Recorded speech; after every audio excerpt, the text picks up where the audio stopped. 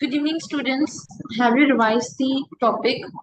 Because today we are going to start with a question on the IndAS compliant companies. Yes, if you have any questions, I shall be happy to discuss. Yes, students, any questions so far?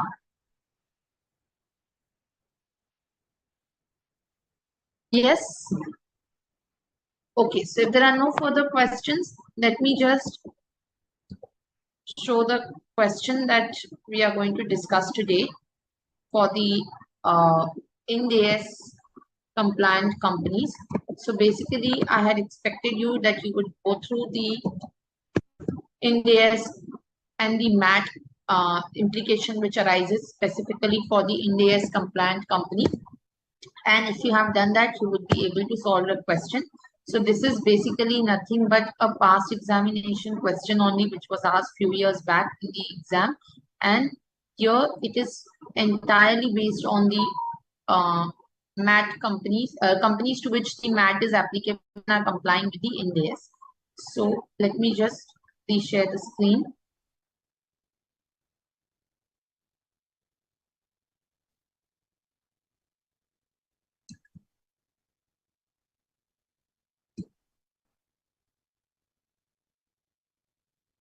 Yes. So ABC Limited, an Indian company, this question is also uploaded on the portal. ABC Limited, an Indian company engaged in pharmaceutical formulation in Tamil Nadu, started adopting IndAS with effect from 1/4/2022. The following particulars are furnished for 31st March 25. The book profits after adjustments of all items specified in the 115JB2 amounted to rupees 52.26 lakhs, except for adjustments of brought forward losses for the year ended 31st March 25. Brought forward losses as per books of accounts, rupees in lakh for 21-22 and for 22-23 it is given.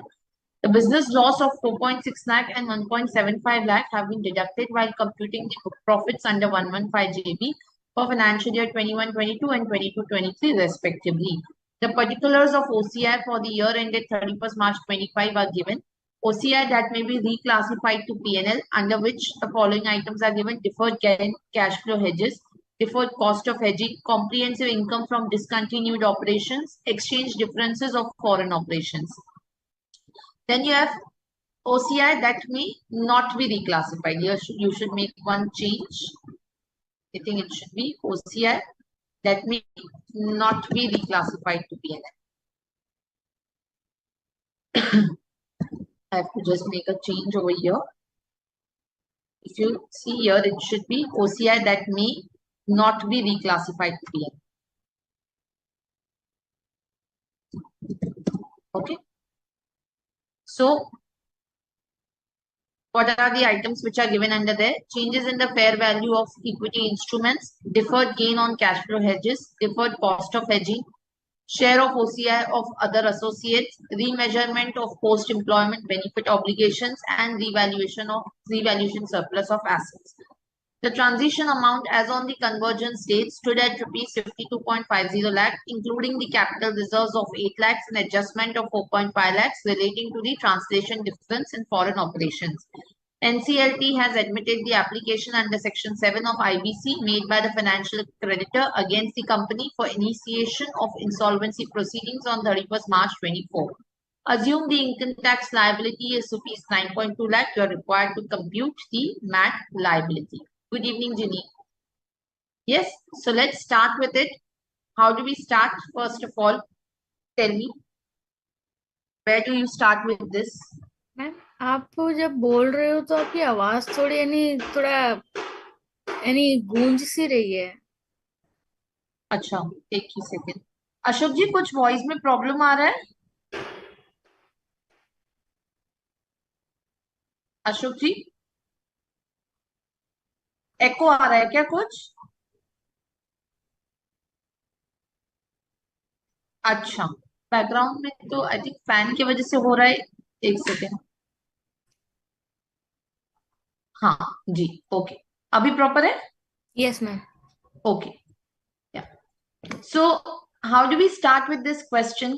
Yes.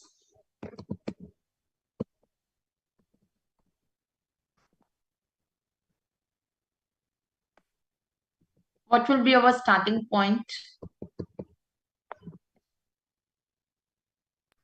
First of all, we should write the book profit. Yes, which is 52 point? 0.26 lakhs. Correct, 52.26 lakhs. Then we'll start with the book profit, which is, of course, with after all the adjustments which are specified under 115 JB2, right? Yes, Now, after that, what they are saying is we have the brought forward losses as per the books of accounts. And under this 52.26 lakh, they are saying that if you see the business loss of 4.6 and 1.75 have been deducted while computing the book profits under 115 JB. Okay. So what should we do about this? ma'am, can you scroll up? Sure. Yeah. Yes. So brought forward losses are given, and there they are saying the business loss of 4.65, 4.60 and 1.75 have already been deducted while computing the book profits. So what additionally do we need to do here?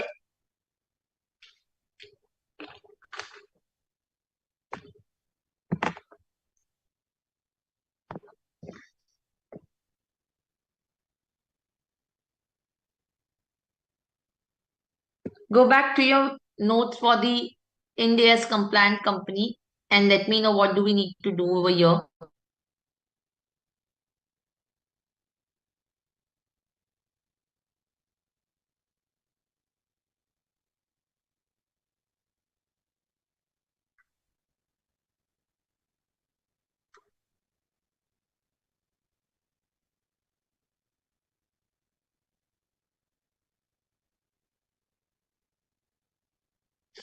Yes.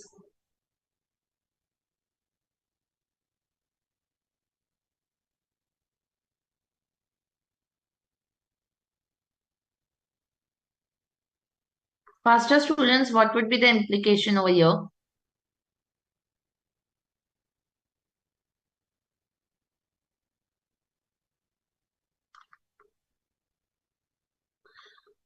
So what is the provision for the losses?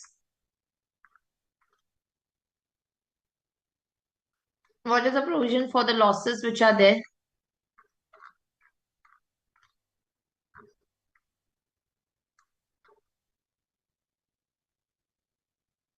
Yes. Have you forgotten, all of you? What are the provision for the losses, brought forward losses or unabsorbed depreciation? Whichever is less, we will consider that, isn't it?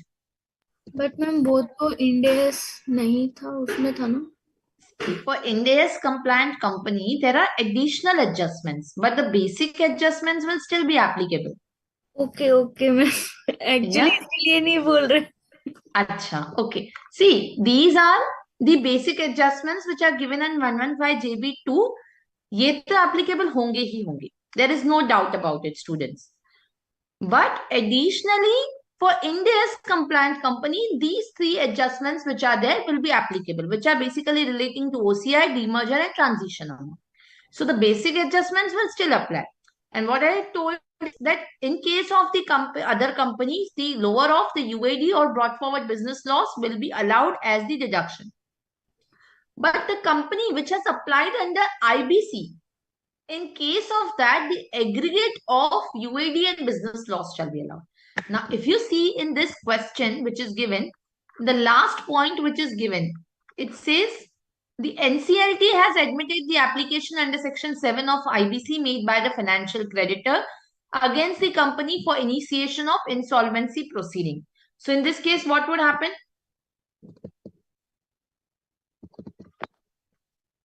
Yes.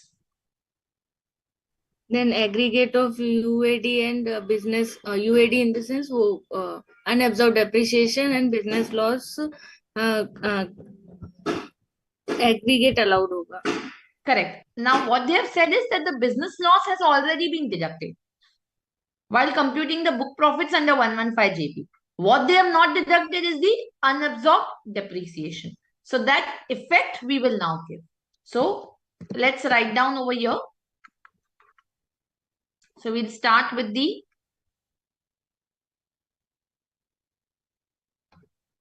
book profits, which was 52.26 lakh, right?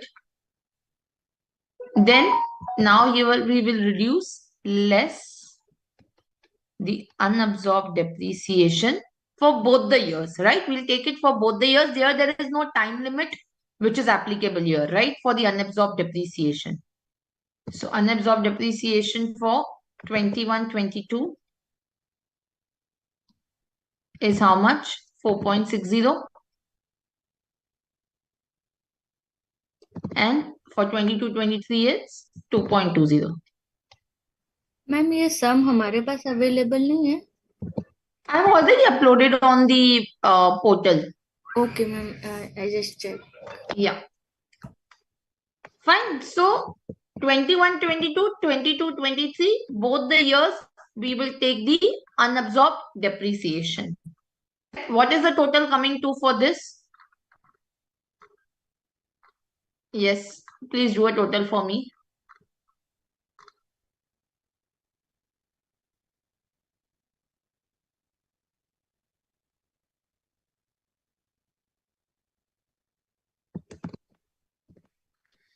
$6.8 lakhs. It's 6.8. Okay. Okay. Now let's move further. The particulars of OCI for the year ended 31st March 2025, OCI that may be reclassified to P&L. What will be the effect of this?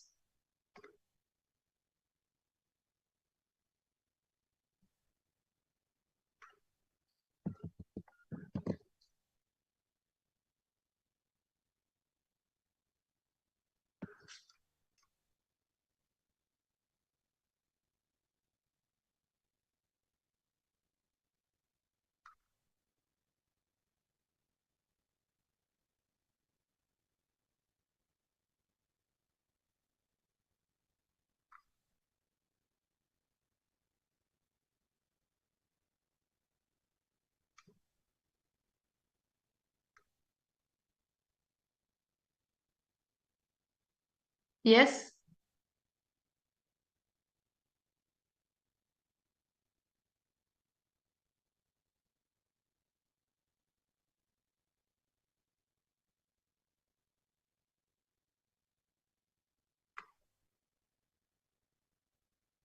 What will be the impact of the OCI that may be reclassified to P&L? Faster, students.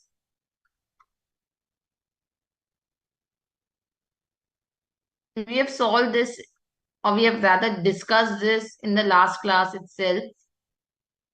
Please attempt, even if it is wrong, it's fine. Nobody is judging you. Nobody is marking you at this moment. So please give the answers.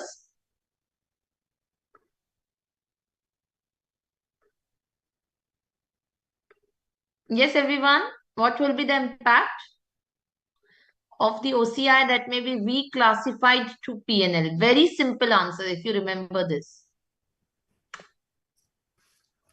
Ma'am actually मैं थोड़ा confuse हो रही हूँ क्योंकि शायद मेरे लिखने में कुछ प्रॉब्लम हुआ है या क्योंकि आपने फर्स्ट एडजस्टमेंट ही करवाया था. Amount credited to the OCI in P&L under the head items that not reclassified to P&L. Correct है ना. और फिर लेस करवाया था amount debited to OCI in the P&L any under the same head that is not reclassified to P&L. फिर बाद में आपने रेड पेन से लिखा था कि नो एडजस्टमेंट और इग्नोर फॉर अमाउंट्स डेबिटेड और credited to OCI that will not be reclassified to P&L. तो ये थोड़ा सेम लग रहा है तो थोड़ा I think, ma'am, not affect. Sorry? We not impact of anything that. Yes, absolutely, Mitali. Very good. So, Ginny, see, here, this is what we have written, right? So, Yes. amount credited to OCI in P&L under the head, the items that will not be reclassified to P&L. So, this Yes. is very, very important. right? And similarly, less amount debited to OCI and PNL which are not reclassified to PNL. And then we have written no adjustment ignores for amount credited or debited to the OCI that will not be reclassified to PNL. Under that, we have to ignore these three items. So the ignore, we have to do these three items. Okay. Yes. Now, here the basic logic is that see the amounts which will get reclassified to PNL will be taken into consideration in the books of accounts or in the book profits in the year when they will be reclassified to PNL. So Yes. that will any which ways hit the book profits. Yes. However, the items which are appearing in OCI that will not be reclassified to PNL, that will never hit the PNL ever. उसमें ऐसा कोई item छूट नहीं जाना चाहिए which is impacting the PNL, but it is deliberately shown in OCI to lower down the book profits. Yes, ma'am. So that is the reason why they have given this additional adjustments for the IndAS compliant company, because government was worried that what the companies will start doing is they will put everything in the OCI that will not be reclassified to PNL. And by that means they will lower the book profit. Yes, the items which will be reclassified to PNL will someday or the other be taken into the PNL once they are reclassified. So we have to here no effect for items that shall be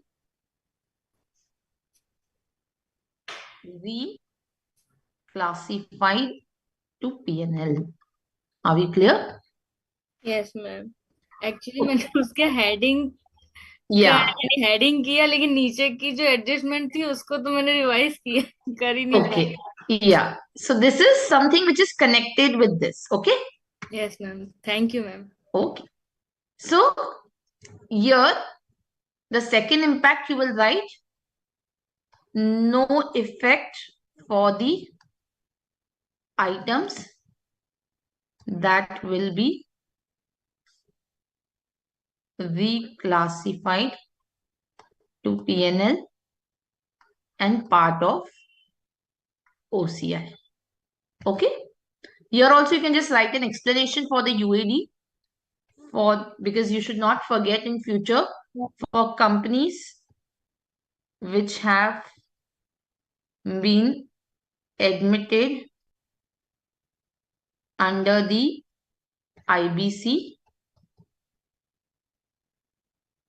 aggregate of the UAD and brought forward losses have to be considered.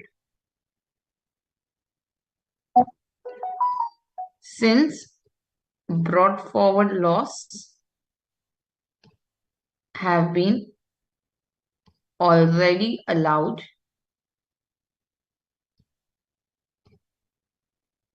effect will be given only for the UAD. Okay. Let's move further. Now next item is, so ye pura, this particular in entirety will be ignored. So we'll just ignore this. Okay. Now OCI that may not be reclassified to PNL. So this obviously we will take it into consideration. First is changes in the fair value of equity instrument. Now what will be the impact of this?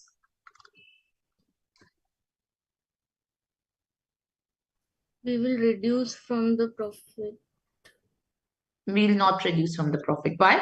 Because it says no adjustment. No adjustment for amounts credited or debited to OCI that will not be reclassified to PNL if it pertains to notional gain or loss from investments in equity instruments designated at fair value. Right? Yes. So if an amount is appearing for gain or loss pertaining to equity instruments designated at fair value, which is appearing in items that will not be reclassified to PNL, we will not take that into consideration. For the reason that this is notional gain or loss. This is not actual gain or loss. Once this investment, once this equity instrument is disposed of, it is transferred, In that year, whenever there will be actual gain or loss which will be arising, we will take that into consideration and not the notional gain or loss. Because any kind of notional gain or loss, if you see, is also disallowed while calculating the book profits as per 115 JB, right? So here also under the OCI, which we are charging to PNL, in that also, whenever if any changes in the fair value of equity instrument is appearing, that we will ignore. Are we getting this point? So बोलने का मतलब ये है that you are not going to take any kind of notional gains or losses. Yes, ma'am. Right? It's only to be taken as the actual loss. What we are doing is whatever items which are there under OCI that may not be reclassified to PNL, we are now taking it into PNL while calculating the book profits. But under that, we are saying we will not take any notional gain or loss which is arising because of changing the equity instruments to the fair value. Because this is notional. We will not take any notional gain. Uske upar we will not levy any MAT. Because this is notional and not actual. Are we clear? So we will ignore this. Clear? Then deferred gains on cash flow hedges.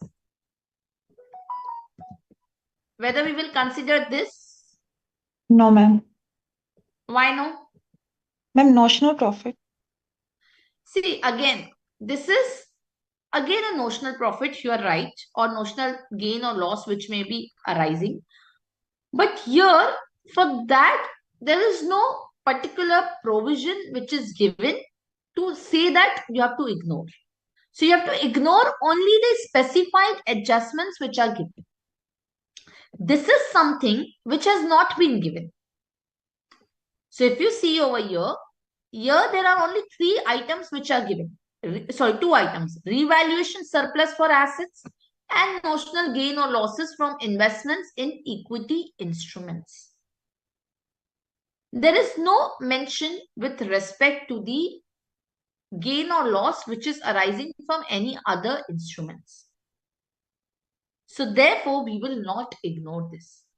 Under MAT, you have to only deal with the specified adjustments which are given, nothing beyond that.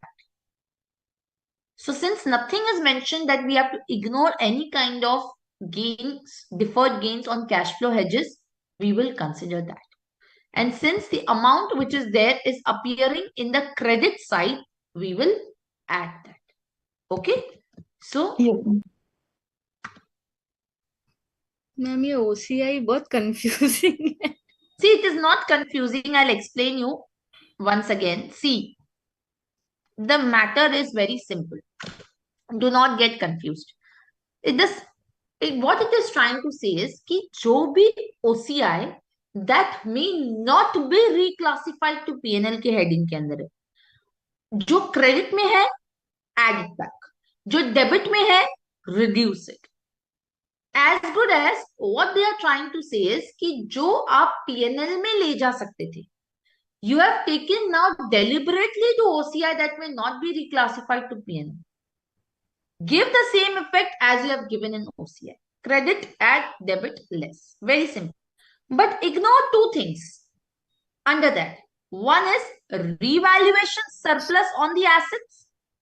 Number 2 is notional gain or loss arising on the equity instruments which are translated to fair value. Because on these 2 items, we feel any kind of revaluation, any kind of notional gain or loss on the equity instrument is a notional, is not actual. So ignore that. Other than that, they are not giving any other adjustments. So Yes. take that. Okay. Correct? So Yes. uske alawa, they are not saying that you have to ignore something else. You have to ignore only 2 things. That's it. Complete. Other than that, whatever credit is there in OCI, take that. So it's very simple. So now you will see we will add credits to the OCI items that may not be reclassified to the P&L. Okay. So first one is deferred gains on cash flow hedges.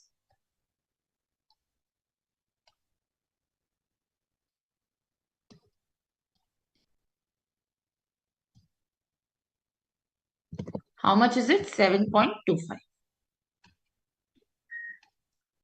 What will be the impact Ma'am, of can you deferred? explain? Yes.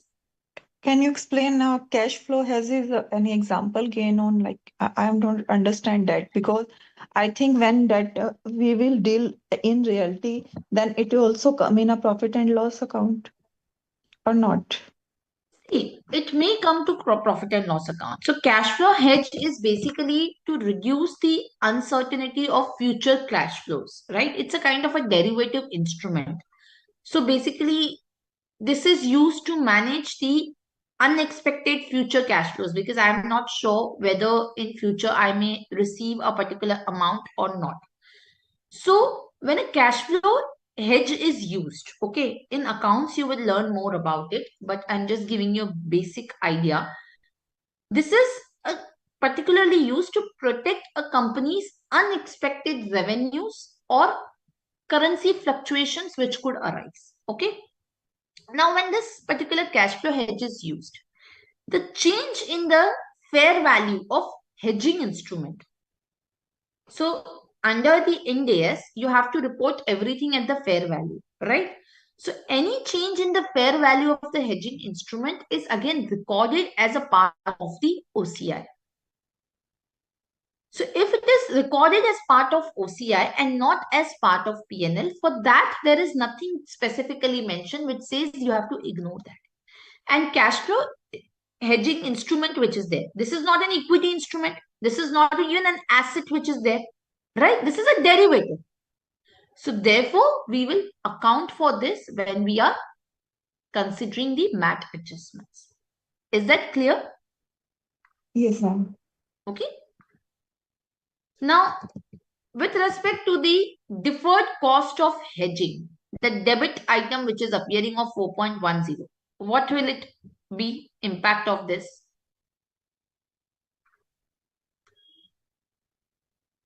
We debit it in profit and loss account and credit here.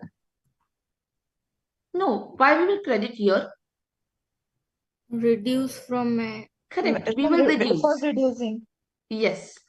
So what we'll do is, we will do here less. So all the debits to the OCI, other than the ignored items, we will reduce it. So less debits to the OCI items that may not be reclassified to the PNL. So deferred cost of hedging. Okay. So this is 4.10. Next, share of OCI of other associates. 3.20 credit.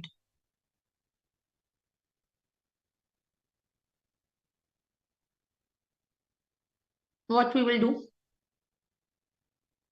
And credit in profit and loss. Correct. So no adjustment.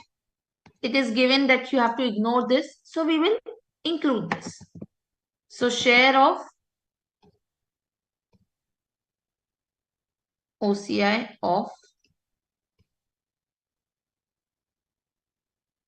other associates 3.20. See, you don't have to now apply your brain much. Once it is not there in this ignored item, these are ignored items, right? So if it is not there under the ignored items, then you will have to include it. Matter over.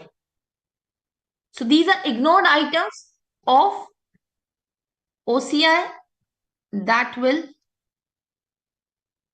not be reclassified to PNL. If it is not here, means you have to include it. So any other item which is not here, you have to include it. So we will include the share of the OCI of other associates. Remeasurement of post-employment benefit obligations, 4.45.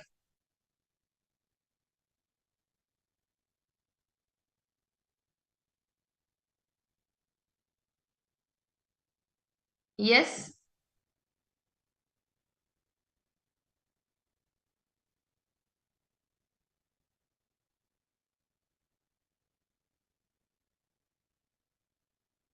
What will be the Ma'am, impact? we add it. Correct, we'll add it. It's no brainer now. See, it is not there in the ignored item. You will have to add it because it's in the credit. So remeasurement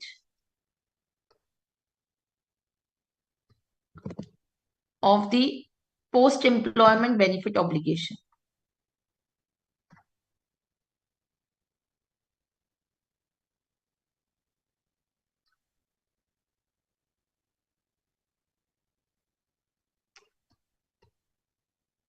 $4.45. Revaluation surplus of assets. No impact. No Yes, effect. no effect. Now you are correct because this is an ignored item. So here we will ignore this. Are we clear?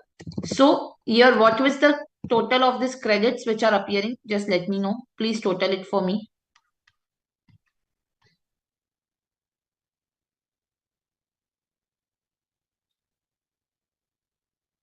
14.9.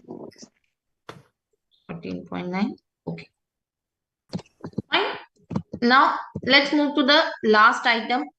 The transition amount as on the convergence date stood at rupees 52.50 lakh credit balance, including the capital reserves of 8 lakh and adjustment of 4.5 lakhs relating to translation differences in foreign operations.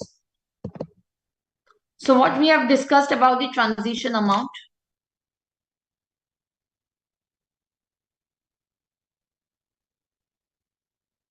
What you will do with respect to this?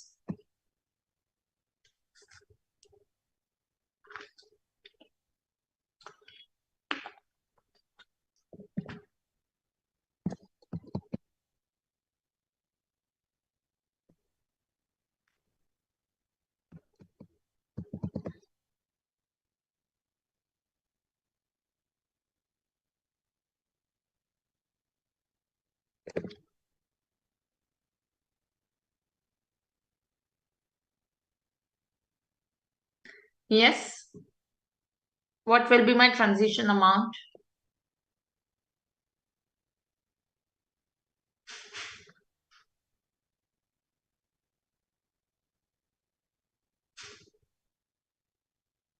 Ma'am, 1/5 of this. Yes, 1/5 of this. But don't we have to ignore or reduce something from this amount? Ma'am, 4.5 lakh we have to reduce as it is translation difference in foreign operation which is exclude from the. Correct, correct. And what about the capital reserves? If you see what I've written, what is the transition amount? Amounts appearing in other equity, excluding the capital reserve and security premium. Yes, ma'am. Right? So you have to exclude the capital reserve. You have to also exclude the following amount. Amounts adjusted in OCI under the head amounts reclassified to P&L. Now, don't think we have to reduce from this transition amount, this entire amount of this 9.7 or 3.3. No, no, no. In this 52.5 lakh, those amounts are not included. If the question would have said कि 52.5 lakhs में वो amounts be included है, which are reclassified to P&L, then you would have reduced. Here, if it is not said, you will not reduce anything. Right? So, if the question says that it includes any amounts adjusted in OCI under the head amount reclassified to P&L, then you have to reduce it. Revaluation surplus of assets.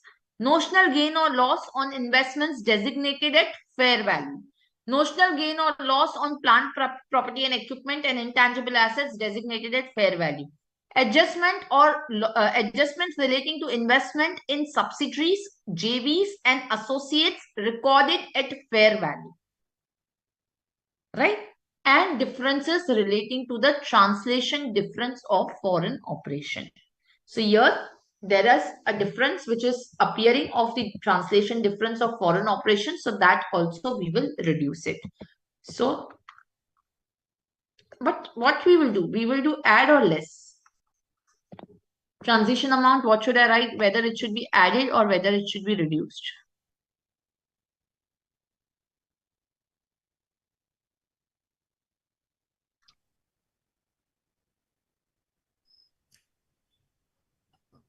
Add. Why add? Because 1/5 is allowed. Yeah, but why add? 1/5 is allowed, that's fine, but why add? Ma'am, it's the income. Yeah, it's credit item. So add 1/5 of the transition amount, right? So this will be 52 point, how much it is? 52.50 lakhs minus 8 lakh, which is the capital reserve, and 4.5 lakh, which is the foreign exchange translation. What does it come to? How much is the 40 total? 40 40 lakhs divided by 5, which comes to how much? 8 lakh, 8 lakh. right? So this will be added because this is credit. Okay. So what is the total book profit now coming to? Please total it up for me.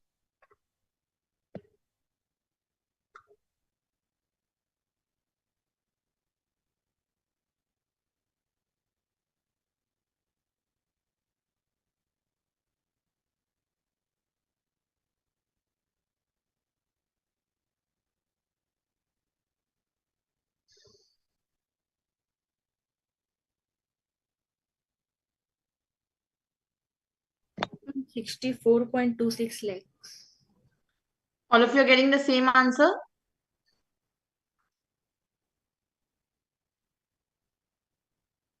Let me calculate also with you. Anybody getting a different answer? Yes, please, at least you can do calculations.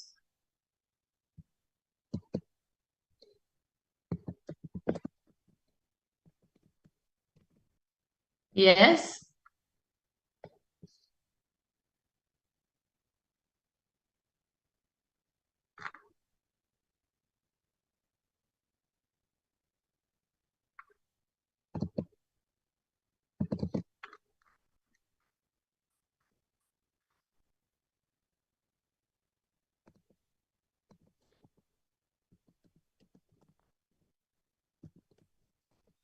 Here I am getting a different answer.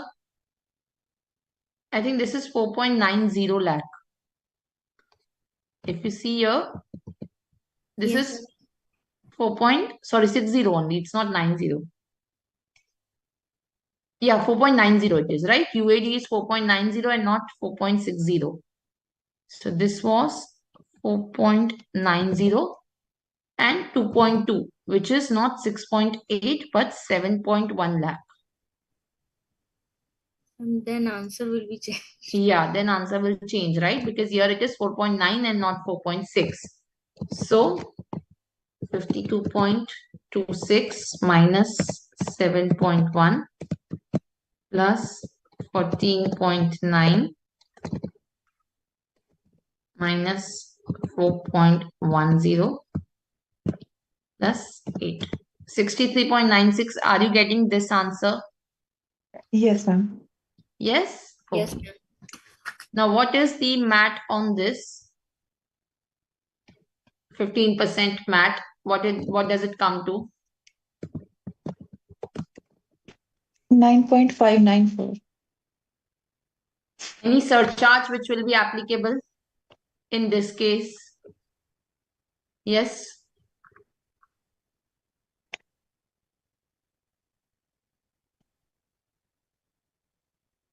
Surcharge will be there? No surcharge, ma'am. No surcharge because it is less than 1 1 CR, crore. right? Yes, ma'am. What about the cess? Cess will be still there. So 4%. cess at the rate of 4%. Do not forget surcharges and cess in your examination. These are most commonly made mistakes, okay? So 9.98 lakhs. right? Now here they have given your income tax liability also. If you see at the end, they have spoken about assume income tax liability is 9.20 lakhs. So whether MAT will be still applicable? Yes, ma'am. Yes, MAT will still be there. But you will have a MAT credit of 9.98 minus 9.20. Right? Yes.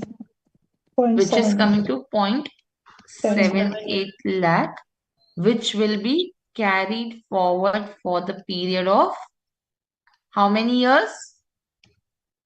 Yes, 15 years. correct. 15 EYs. It will be carried forward for a period of 15 EYs. And when in the next year, you will have income tax liability. So again, the difference between the income tax and MAT liability of next year, you will get the set off of this MAT credit. Are we clear? Yes? Yes. Any questions with respect to IndAS compliant companies? All of you, are we clear? So very, very simple. You have to only consider the OCI that may not be reclassified to P&L. Under that, you have to ignore the two specified items, which is revaluation, surplus on the assets, and changes in the fair value of equity instruments. Other than that, credits, add, debits, reduce. Second, you have to add demerger. Third, you have to add relating to the transition amount. Again, under that, you exclude the capital reserves and security premium from other equity, and you exclude the, again, certain items which are given.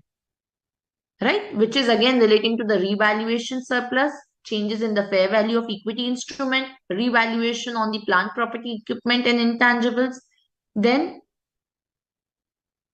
gain or losses on the share of the subsidiaries, associates, joint ventures, and foreign currency translation. Other than that, you have to consider in transition amount, and 1/5 of that you will add or less depending on whether it's a credit or it's a debit. Are we clear about the MAT in entirety? All the adjustments of MAT, are we clear? Yes, ma'am. Yes? Yes, ma'am. Ma'am, one question is there. Ma'am, Yes. if we don't give any impact, we also explain why we don't give any impact of that Correct. in exam. Correct. Yes. See, in exam, your notes are very, very important. Because the examiner who is sitting there wants to understand what is your understanding. So the more you will write in exam, the more he will have an understanding that, okay, this student knows the provision. Then even if you do something wrong, that is okay. But at least your provision is being understood. So put all your points. Do not skip it. But at the same time, also be aware about the time that is in hand, because DT papers are supposed to be really long papers.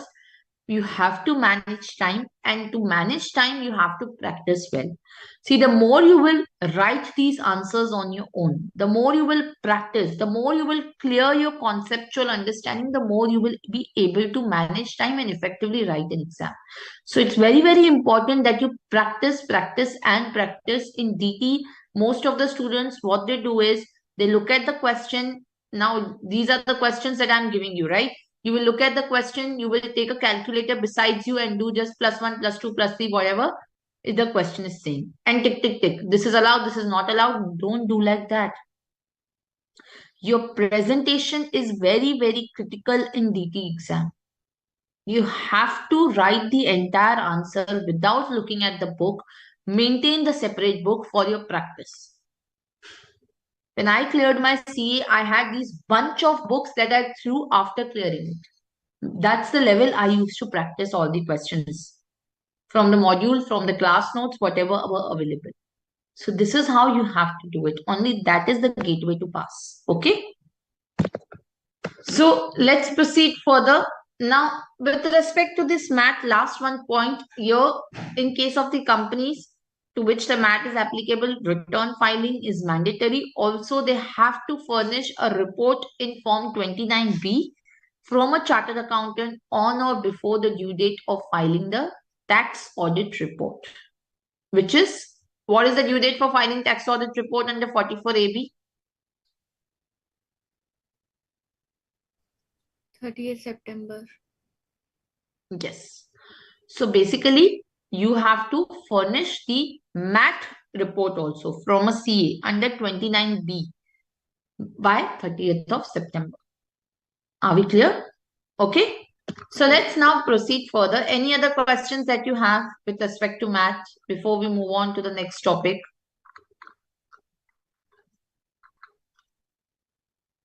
Any doubt, any question? Ma'am, you have told 29B form, is it? Yes. Yes, ma'am. You don't need to remember the form number, but it's just that in case a question comes in exam, you can write that you have to furnish this report. Okay? Yes, ma'am. Okay. Now, let's move on to the next topic, which is the buyback tax. Now, this again, you should be remembering because it's going to be just the revision. We have already done this topic in the capital gain class.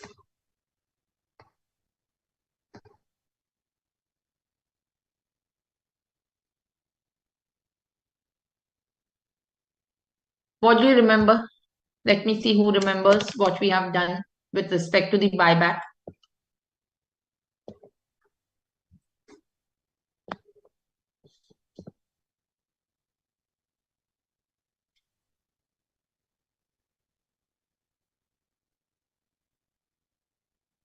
Go back to your capital gain class. Ma'am, it is there are the date 1st October 2024. Before this date, am I doing mistake, ma'am? No, you please go on. It's right. Before 1st October 2024, the buyback will be buyback is taxable in the hands of company. Right. For domestic company as well and foreign company also. And correct. After 1st October 2024, the buyback is it is Please. exempt for the for company, not taxable for company, and the consideration given by the company is considered as deemed dividend in the hands of the shareholders, and the shareholders have to pay tax and under IFOS, income from other sources. And the consideration the company has paid cannot claim as expense, cannot claim as expense, and but it can claim it as loss in its account under section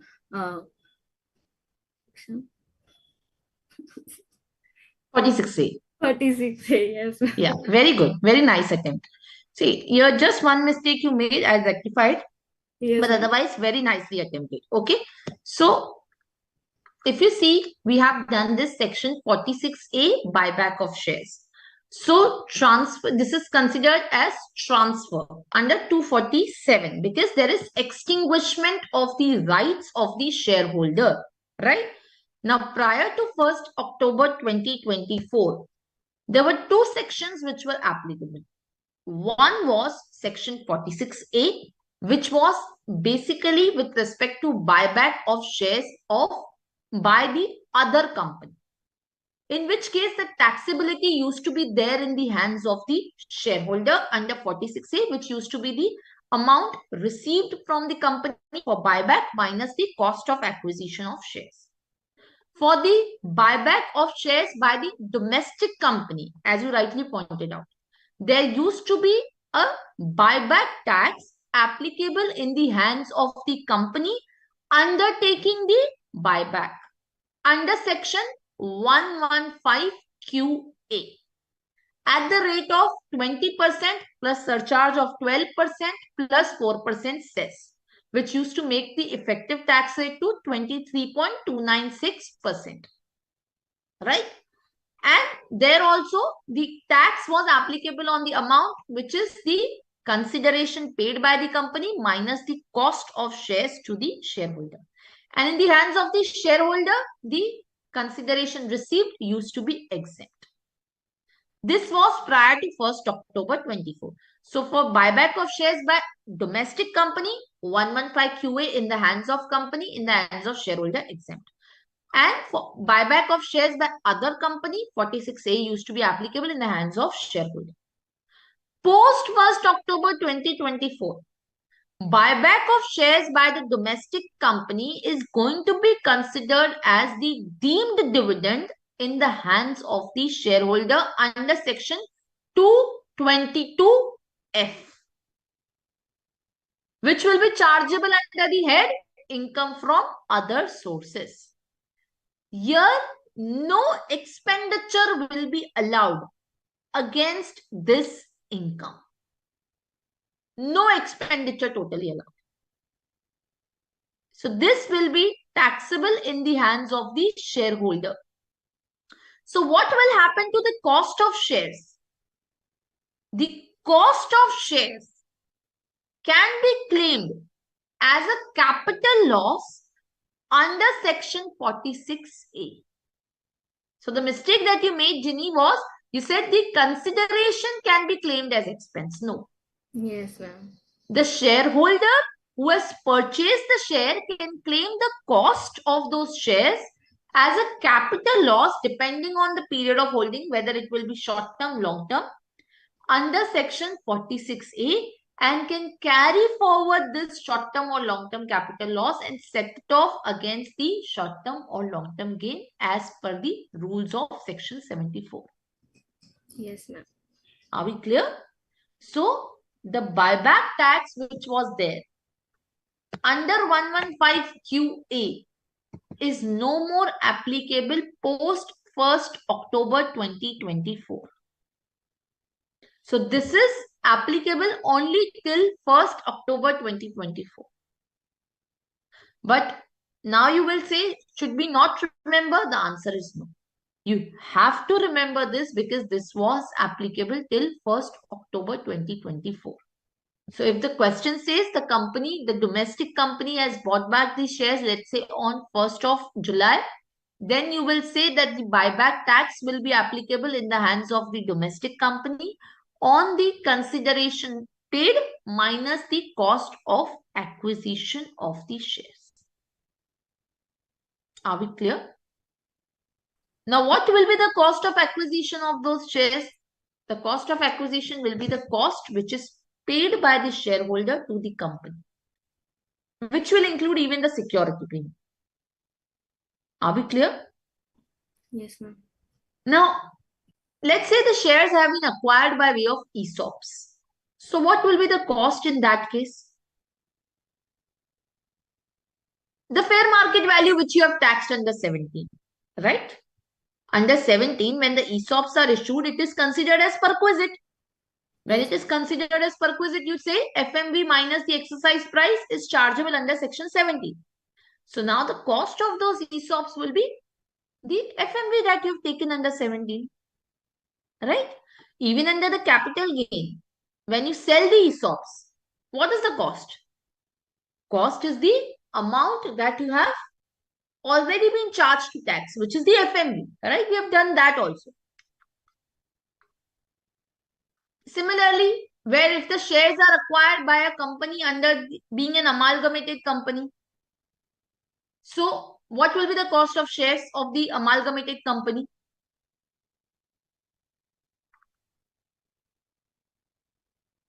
What will be the cost of acquisition of shares of the amalgamated company? Because you have technically not paid anything. Cost of the previous owner. Correct. So cost of the shares of the amalgamating company. right? So you have paid for the shares of amalgamating company. In consequence of that, you have received the shares of the amalgamated company. So the cost of the shares of amalgamating company. What will happen in the case where the shares are acquired of the resulting company in the demerger? What will be the cost of acquisition of shares of resulting company?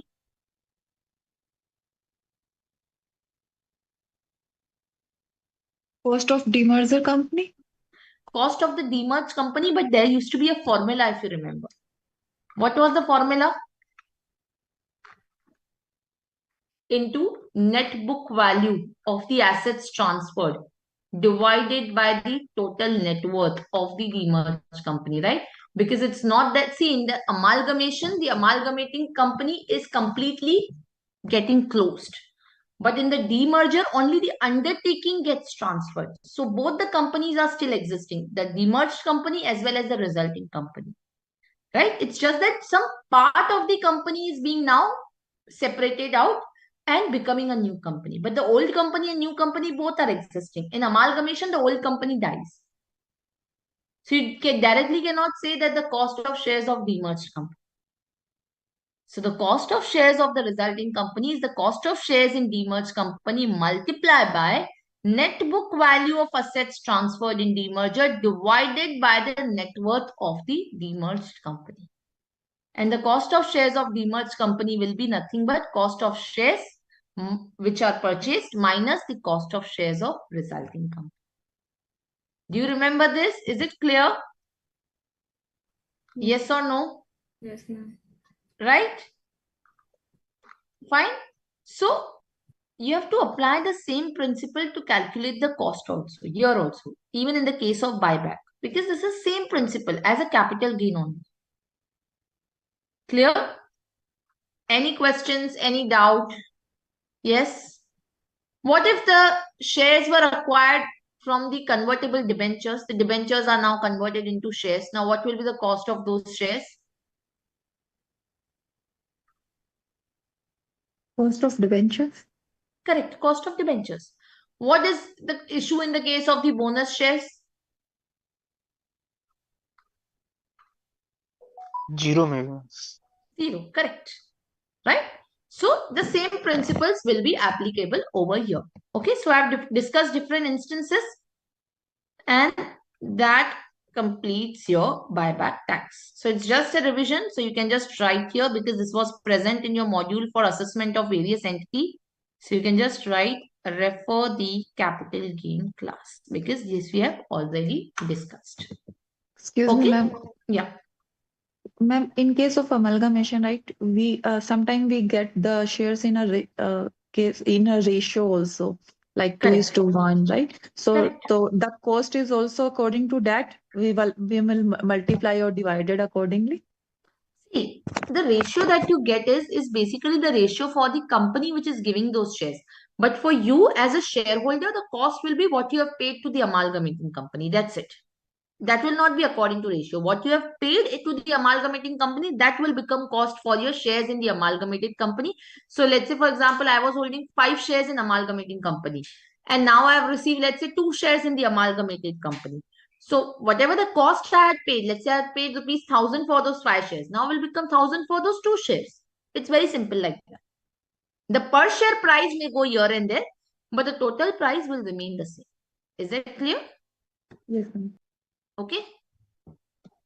Just one point with respect to the buyback taxes, that when you have to discharge the buyback tax liability on within the specified time. If you do not discharge that, then there will be the additional interest which will be applicable at the rate of 1% per month. So tax is to be paid within 14 days from the date of paying the consideration of buyback to the shareholders. And if you do not pay the tax within 14 days, there will be 1% interest which will be charged. So you can just write here, the buyback tax has to be paid within 14 days of payment of consideration to the shareholders. If not paid, then you have the interest at the rate of 1% per month or the part of the month. This is important because sometimes the questions give you in the exam that the buyback tax was not paid. So then you have to also calculate the interest on that. So you can just remember this small point. Let's move to the next topic, which is again a very, very small topic, which is the tonnage tax scheme. So you can write down.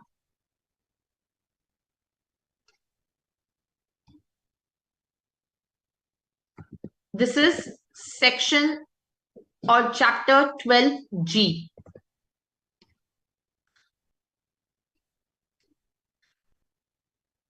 Now, what is this? Let me explain. See, this is a special provision applicable for the income of the shipping companies. So, this particular provision has been introduced to promote the shipping industry. So, this is special provision relating to the taxation of income of the shipping company. Now, this is an optional provision. It is not mandatory. This will not apply compulsorily. The company can opt for this provision. So this is a kind of an optional provision which has been given or which has been applicable for the shipping companies. Now, you have to just remember here basically the formula which is given or the kind of slabs which are given, so that you can, if the question is asked, maybe you can expect a very small question on this, a MCQ on this, maybe a kind of 5 to 7 marks question.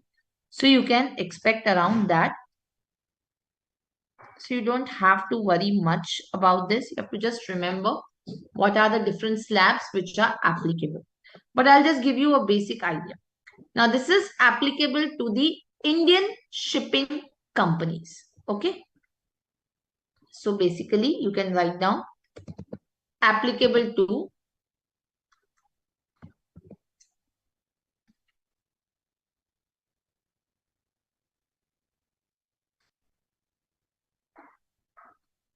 Indian shipping companies, or a foreign company which has a place of effective management in India. Having place of effective management in India, which means a foreign company becomes the resident company of India.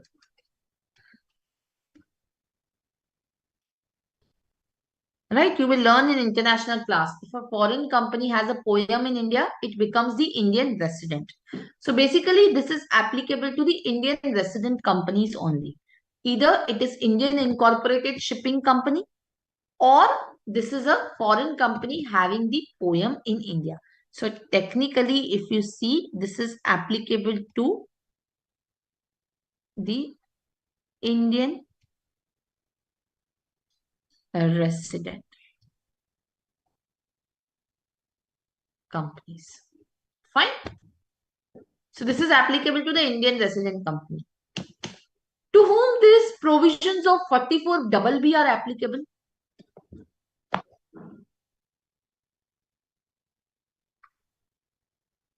To whom the 44BB is applicable?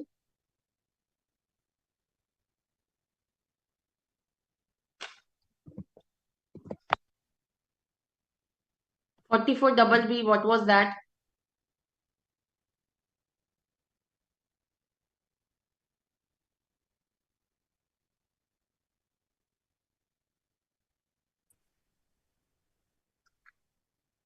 Yes. Ma'am, exploration of mineral oils.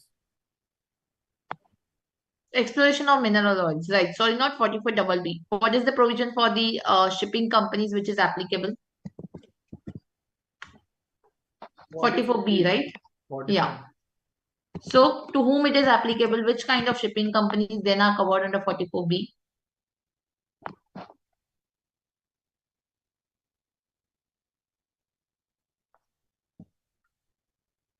Yes, you have done the 44B, right?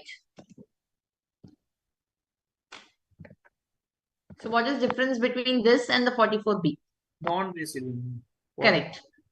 So you can just write for your reference so that you don't get confused.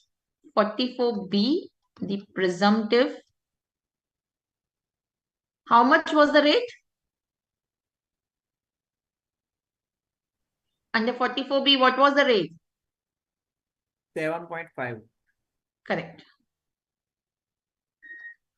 This is applicable to the foreign companies or the non-resident. Correct? So this is not for the Indian companies. 44B, which was there, is not for the Indian companies. Have you done the provision of 172 also? Section 172 by any chance have you done? Yes? Have you done 172 or not? Yes, ma'am. And the associate's income is taxed in the previous year itself. Correct. That is also applicable to the shipping companies. So which shipping companies are covered there? Also non-receiving. Correct. Also the non-resident or the foreign companies. Clear? So this is tonnage tax scheme which is there is only for the Indian resident company. Indian resident company also includes a foreign company which has a place of effective management in India. Now, what is the additional condition? This should have at least one qualifying ship. This should have at least one qualifying ship. So what is a qualifying ship? Which has at least a minimum tonnage of 15 tons. A minimum tonnage of 15 tons. So they have given, there are certain kind of qualifying ship if it has a tonnage of 15 tonnage or more. And they have excluded from the qualifying ships certain kind of ships. So excluding sea-going vessel,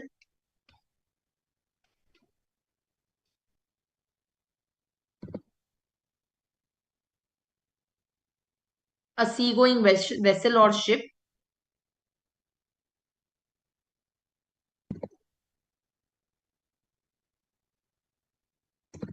which carries the goods, okay, which just carries the goods or services. Then secondly, fishing vessels, then factory ship,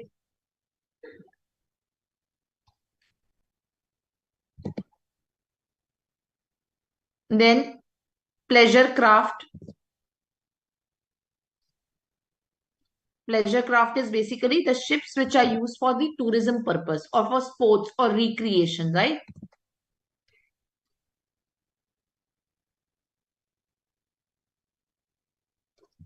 Then harbor and river ferries.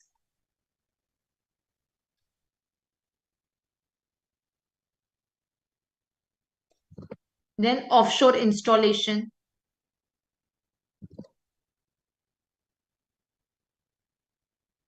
So basically, if you see, the exclusion suggests that it should not be, a kind of ship which is not engaged in the business of shipping.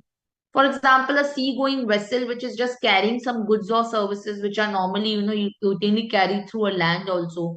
Fishing vessels, recreational ships, factory ships. So qualifying ship technically means that which is engaged in the entire shipping business, which are, carrying the tons and tons of goods from one country to another. So if the Indian shipping companies are there, they can opt for this tonnage tax scheme. Now, how do we compute the tonnage income? So they have given this kind of slab. So how the income will be computed is based on this. So qualifying ship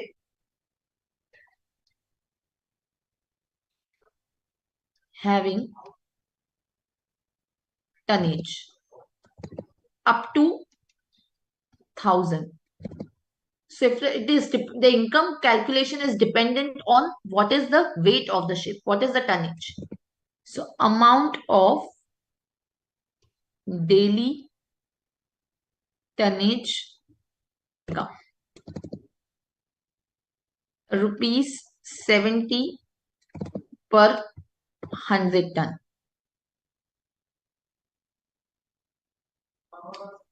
Rupees 70 per 100 ton. Then greater than 1,000, less than 10,000. So 700 plus 53 per 100 ton exceeding 1,000 tons. Okay. Then greater than 10,000, less than 25,000. In that case, rupees 5470 plus rupees 42 per 100 tons, which are exceeding 10,000 tons. And finally, greater than 25,000. So 11,770 plus 29 rupees per 100 tons exceeding 25,000 tons. So this is what you have to remember basically. So I'm just going to show you a question how we have to calculate in your module. See, is the screen visible? Is the screen visible? Yes? Okay. Yes, So it says calculate the tonnage income with respect to each of the qualifying ship. Now, first one has 1,020 net tonnage. So in that case, how will you calculate? So net tonnage, we will first round off, which is up to 1,000. Okay. Now, daily tonnage is what we said, 70 for each 100 tons. Right? So how much it will be? 70 for each 100 tons, how much it will be? 700. 700, correct. So daily tonnage will be income 700. And how many days the ship has been operated? 120. This is for daily basis. So 120 into 700, 84,000. Are we clear? So you have to first round off the income. So the tonnage is to be, sorry, not the income, the tonnage. So first you have to round off the tonnage to the nearest multiple of 100 tons. So if the last figure, which is there, that amount of tonnage is 50 or more, the tonnage shall be increased to the next higher tonnage, which is a multiple of 100. If it is lesser than 50, then you will bring it to the earlier multiple of 100. So same way you do it with the decimals, right? If it is more than 0.5, you go to the next higher number. If it is less than 0.5, you go to the previous number. Same way here. So first you have to round off the tonnage which is there. So 1,020, you take 1,000. Right? In the next case, it is 8563. So what will be my tonnage? What will be the tonnage that you will take? 8,600. 8,600. You'll go to the next higher value, right? Now, 8,600, what will be your daily tonnage income that you will apply? Please calculate. 4,028 plus 7. It is lesser than 10,000. 53. Correct? So what is the amount? 53 plus 700. So 53 for each 100 tons exceeding the 1000. So what it will be?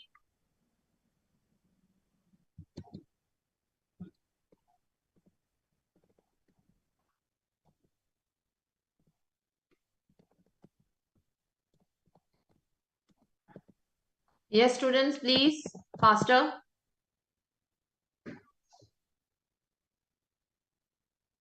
Seven.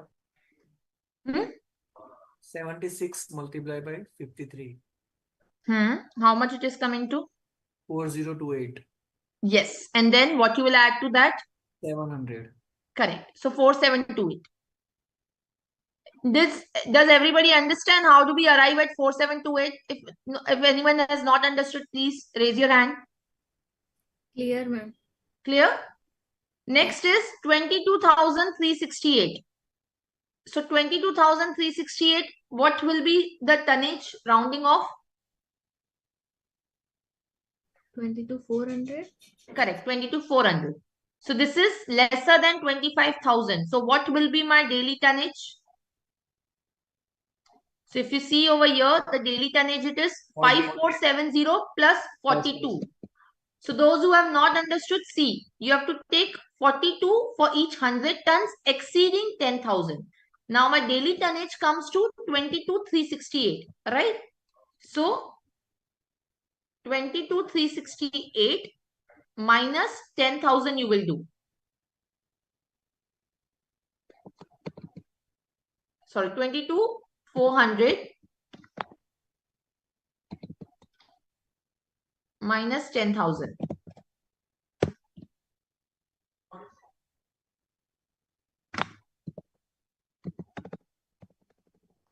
Multiply by 42, isn't it? Plus 5470. Sorry, not 20. 1 second. 22,400 minus 10,000 divided by 100 into 42 plus how much they have said we have to add back? 5470. So 10,678. Clear? Yes, ma'am. And then you have to multiply this by each number of days because this is a per day income. You have to multiply by the number of days the ship has operated. Next is 37,525. So we'll round off to 37,500. Not to 37,600 because the last two numbers are lesser than 50. Correct? Now 37,525 is more than 25,000. So what we will do is 37,500 minus 25,000 divided by 100 into 29,3625. And they have asked me to add 11,770. 15,395 per day. So do not forget that you have to multiply again by the number of days. Yes, ma'am. Are we clear? Any question, any doubt with respect to tonnage? In case is it exactly 550, then what we do? Then Last you one. take, yeah, then you take the last one only. If it is more than 50, then you go to the other one. So if it is, if it is more than, 50 or more, then you go to the other one. You don't go to the previous one. So if it is exact 50, let's say if it would have been 37,550, then you go to the 37,600.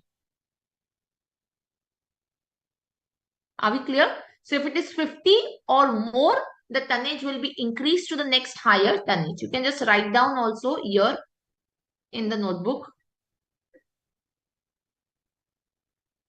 So you can write down here.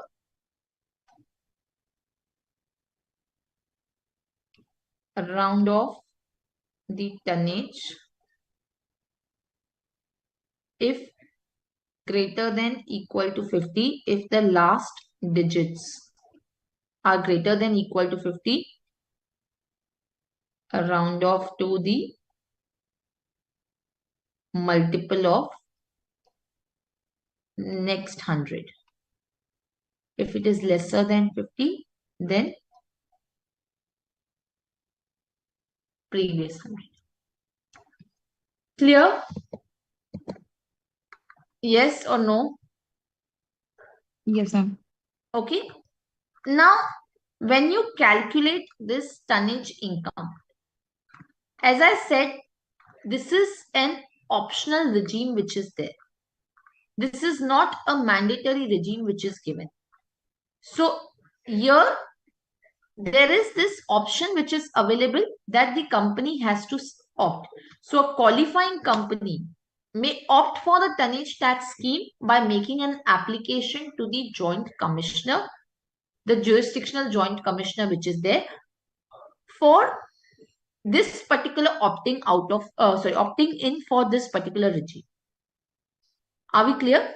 So once a company becomes a qualifying company, then an application can be made to the joint commissioner. And the joint commissioner, on the receipt of the application, will decide based on the documents, based on the information, that whether this company is eligible to opt in for not. And then it will pass an order to the applicant that, okay, you can go ahead with this tonnage tax scheme. He can refuse also.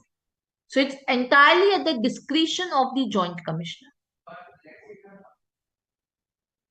Are we getting this? So this is an entirely discretional scheme which may not be available to you. So you have to opt for the scheme. It's not like, the new regime, old regime, where you just go and file the return of income and there you select that, okay, I want to go for 115BAA. It's not like that. So here you have to request to the joint commissioner. Are we getting this? Here, yes or no? So the option for the tonnage tax scheme, which is there, would remain in force then for a period of 10 years from the date on which the option has been exercised. So it is not like your regular provisions where you select the tax regime by opting in the return of income. Here, once you exercise this option, it will remain in force for a period of 10 years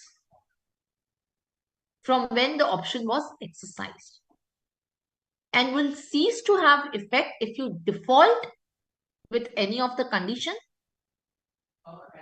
or if you make a declaration then to again the assisting officer that this provision does not apply to you.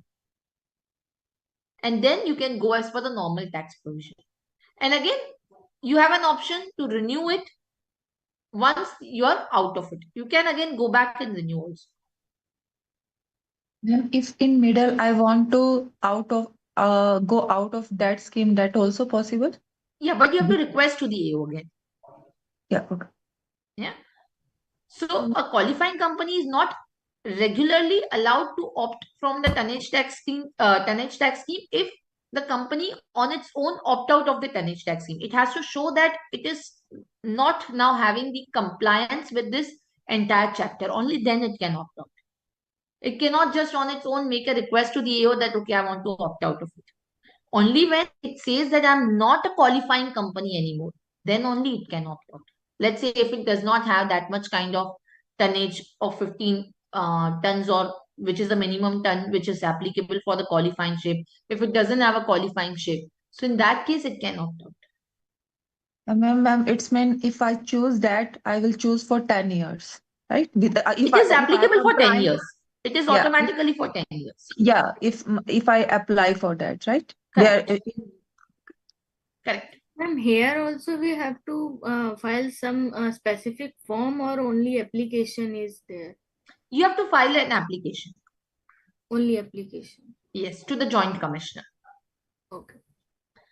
Plus, see here, what they have to do is they have like a lot of conditions which are applicable. For example, they are required to credit to a specific reserve. So if you remember, tea, coffee, rubber development deduction, or for that matter, site restoration fund deduction, 33AB, 33ABA. There you have a provision that you have to deposit the amount in the NABARD account. Do you remember that? Yes, ma'am. Yes.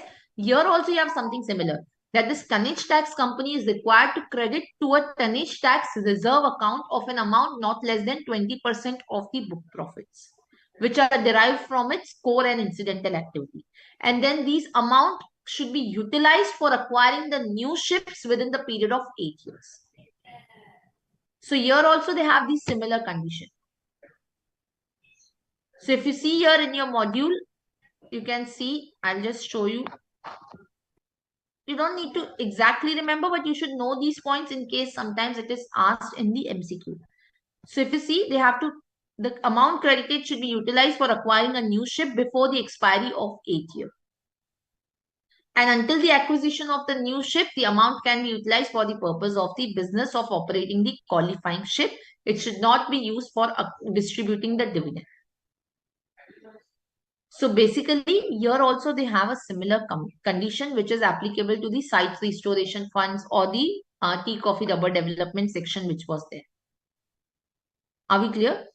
So 20% of it has to do. But if it misutilizes, that if it is not acquiring new ship, if it is not used for period of if it is not used for acquiring a new ship within the period of 8 years which has been given, or if it has acquired the ship and within the 8 years but has sold the ship within the period of 3 years from that, then in that particular case, the amount which is there will become taxable to the extent of the reserves which are unutilized or misutilized. So that shall be becoming taxable as per the regular provisions of the Act. Or if it has not deposited 20%, there also it will have to bear the taxation. Or if it has failed to create the reserve for 2 consecutive years, then also in that particular case, the tonnage tax scheme will cease to have effect. If it is not depositing it in reserves, then in that case, the amount will not be taxable. The tonnage tax scheme itself will be not applicable. Are we clear? Yes, is this particularly point clear? So what they are saying is, in case it has misutilized, if it has not acquired a new ship, sold it within 3 years period, then in that particular case, the shipping income which is earned to the extent of reserves unutilized divided by total reserves created would become taxable. Or if it in case has deposited lesser than 20%, then also you will have to pay the taxes. Are we clear? Then the taxation will be on amount of relevant shipping income into the shortfall in credit to the reserves divided by minimum reserve to be created. So if you see in the module, there is a question. So the relevant shipping income was 350 lakhs. Tonnage income is 180 lakhs and the book profits derived from core and incidental activities 400 lakhs. Now, if you see, they have a requirement to credit 400 lakhs into 20%, which is coming to 80 lakhs to the reserve tonnage tax reserve account, right? That's a minimum requirement. Now, they are saying that calculate the taxable amount if the Dolphy Limited has transferred only 66 lakhs instead of 80 lakhs. So what will happen? What we will do is the tonnage income is 180 lakhs. So in that particular case, what we will do is, relevant income is 350 lakhs, the shipping income. So 350 lakhs multiplied by 14 lakhs, which is the shortfall between 80 lakhs and 66 lakhs divided by 80 lakhs will become taxable income. So if you see what they have done is, the taxable amount will be the relevant shipping income, not the tonnage income, multiplied by the shortfall divided by total reserves will become the taxable income as per the normal provisions of Act. And if it has, let's say, misutilized 12 lakhs, then we will do the relevant shipping income 350 lakhs into the amount misutilized, which is 12 lakh, divided by the 92 lakhs, which is transferred to tonnage tax reserve account. In this case, it is 92 lakhs which is transferred, not 80. So that will be the amount which will be taxable. Clear? Yes, this is understood? Yes, ma'am. Okay, any particular questions, any doubt? So here there are many other requirements that they have to maintain. They have to get the books of accounts audited. They have to basically maintain certain number of ships. They have to maintain certain number of tonnages which are there. So once only you comply with these conditions, then only this particular scheme will be applicable. Are we clear? Whether MAT is applicable here or not? Yes, whether MAT is applicable on these companies or not.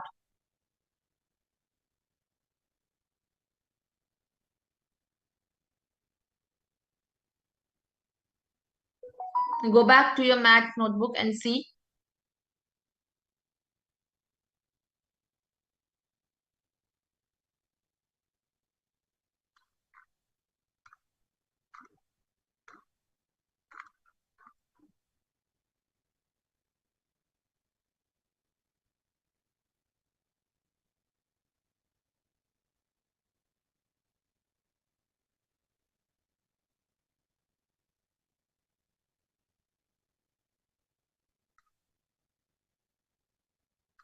It is applicable.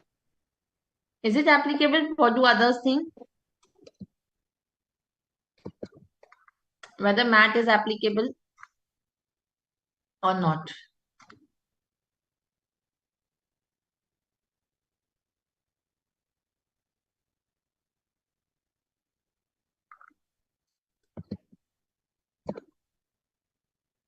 Yes? Ma'am, MAT is not applicable to 44B companies, na? Correct. But it, Here, whether it will apply, yes, ma'am, it will be applied over here. right? Yes, ma'am. So, here, there is a specific exception which is given under this particular chapter itself. And this is not given under the MAT. So, you're right.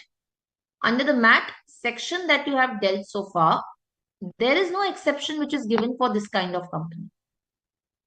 But here, under this particular chapter itself, here they have said that the MAT will not be applicable. So, technically, if you see under MAT provision, there is no particularly exemption which is given for this kind of entity. However, what they say is here that this section seeks to exclude the book profits which are derived from the activities of the tonnage tax company for the purposes of 115 JP. So you can just write down under your MAT itself.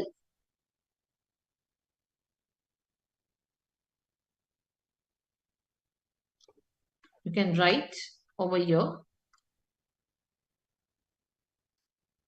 exclusion tonnage tax companies. Are we clear? So here MAT will not be applicable. Yes. Further, any losses which are there of the tonnage tax business can be only set off against the shipping income when it is opted under the tonnage tax scheme. It will not be available for set off against any income other than the relevant shipping income. So you can write here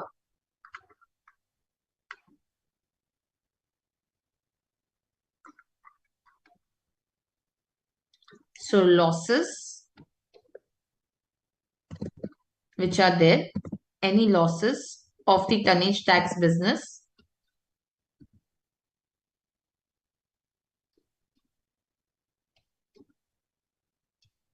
can only be set off against the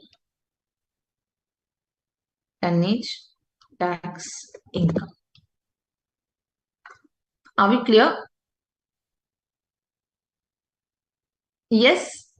So here you will not get any set off or carry forward of any other losses against this income except the losses which are arising in respect of this particular income. Are we clear? Yes or no? Here, once you compute this income, the deduction will not be available any further. No Chapter 6A, no set off of carry forward of losses. Only one deduction which will be applicable over here is going to be the depreciation. Nothing further. No Chapter 6A will also be allowed. Are we clear? So just write down here.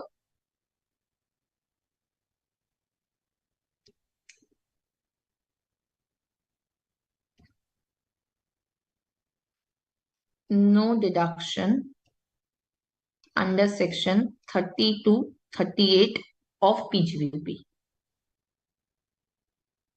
Only depreciation is allowed. Are we clear? No other losses other than tonnage loss. And no Chapter 6A deduction. Are we clear? So this income will be your final income and no further losses deductions will be allowed. And last point you can write here. Companies are required to transfer 20% to the special reserve to be used for acquiring ships within 8 years. If ship not acquired within 8 years or ship acquired but transferred within 3 years, then this is considered as misutilization. Then what will be the amount which will be taxable is shipping income into amount misutilized divided by the amount which is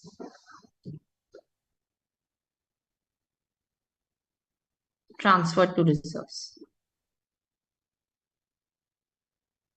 Right? Or if the amount is not transferred to the extent of 20%, then it will be shipping income multiplied by amount of shortfall divided by total amount transferred. Are we clear? If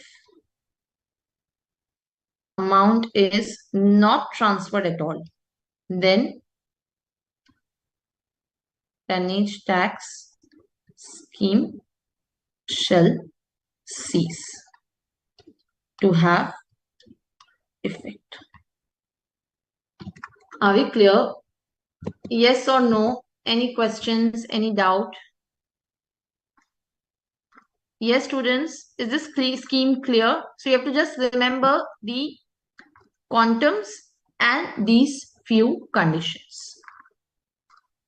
Yes or no? Any questions? Any doubt? Shall we take a break? Okay, let's take a break of 10 minutes and then we get back.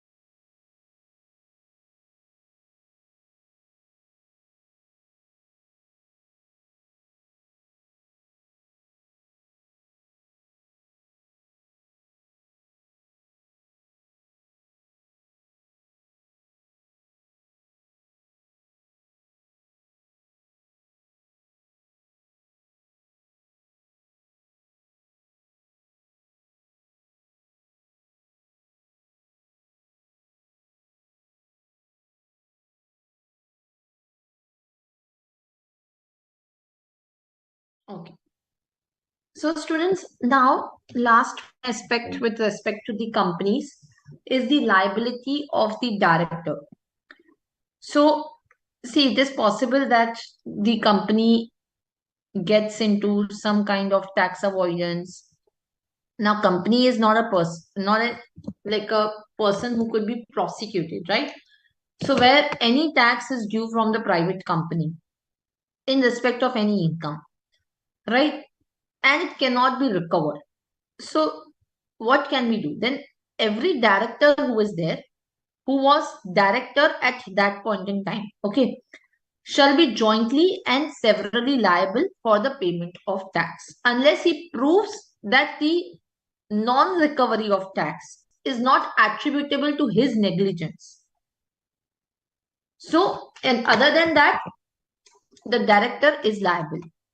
So, directors, you can just write, are jointly and severally liable if the tax cannot be recovered from the company unless they prove that non-recovery is not attributable to their negligence. Clear? So basically, the directors will be personally liable. Are we clear? And this tax includes non-recovery of tax, could also include the penalties, interest, fee, or any sum which is payable under the Income Tax Act. Are we clear? So basically, the director will be liable if the company is not paying the taxes. So it will become the liability of the directors. Right? Now let's move to the next topic, which is the alternate minimum taxes, AMT. So you have studied about the MAT.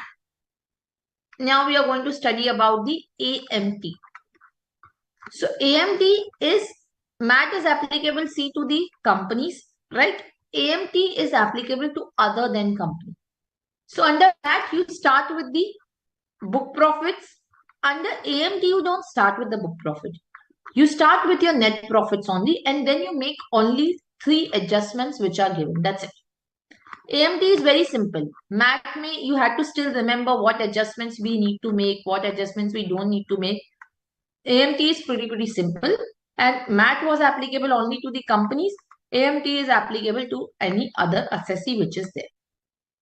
But at the end, the fundamental remains the same, that this is also the minimum tax which is applicable, which is an alternate minimum tax. So that is a minimum alternate tax, and this is an alternate minimum tax.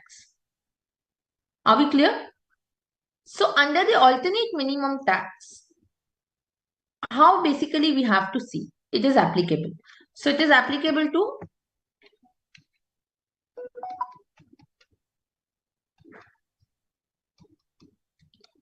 any other person other than the company. Are we clear? Who has claimed the deduction under the Chapter 6A relating to the deductions in respect of certain income? So,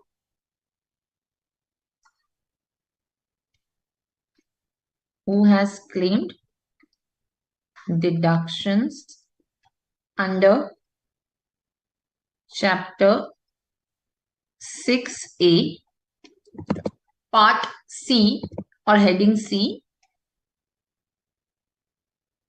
which are basically deductions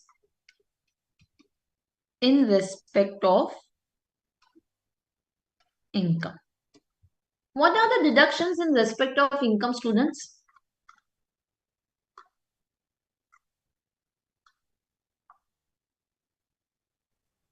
ICAI. Yes, what are other examples? ICAI, ICAI-B, ICAI-AC. Correct.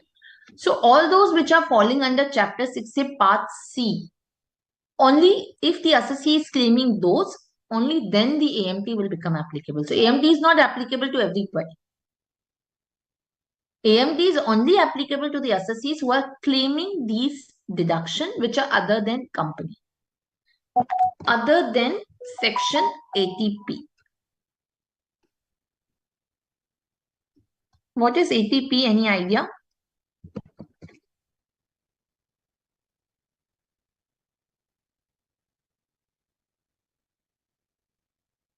Yes?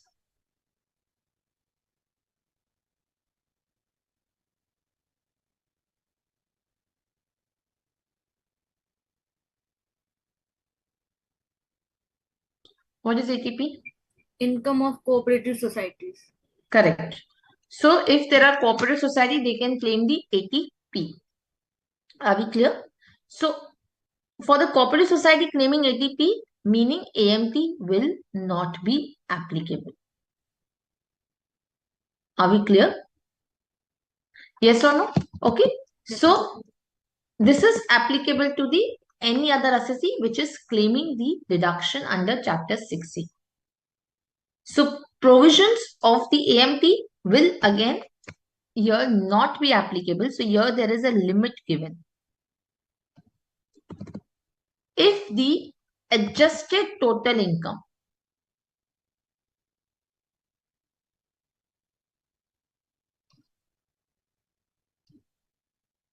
exceeds rupees 20 lakh. So if your adjusted total income is less than rupees 20 lakhs, AMT will not apply. So one, you should be claiming a deduction under the Chapter 6A relating to income. Secondly, your adjusted total income should be more than 20 lakhs. If that be the case, then the AMT is applicable on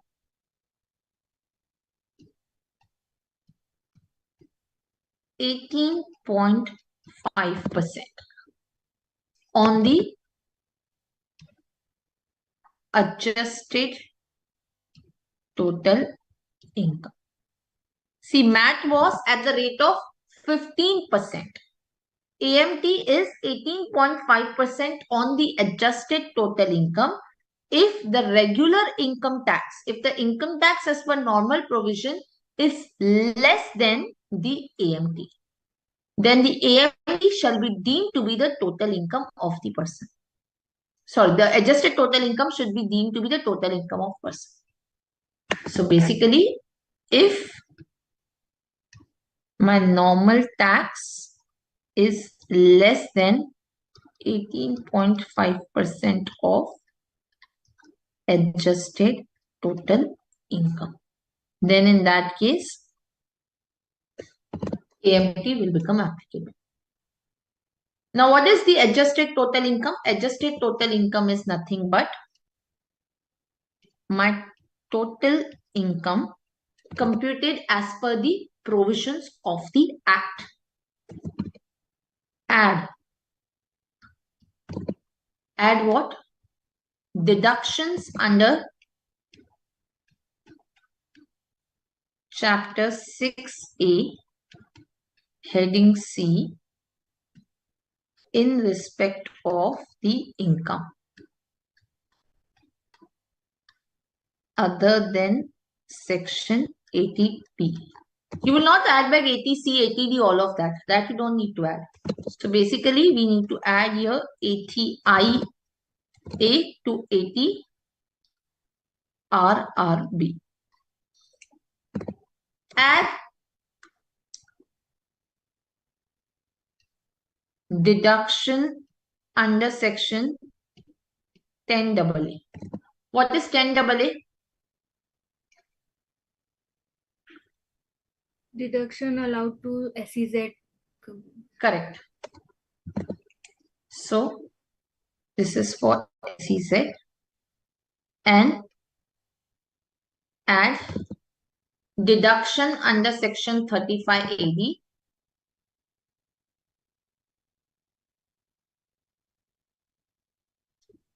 minus depreciation under section 32.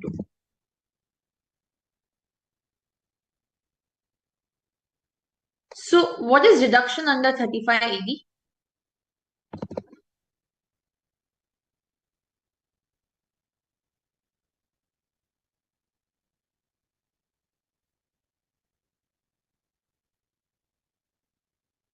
Yes. And scientific deduction. No. Scientific expenditure deduction. No, it is not scientific research.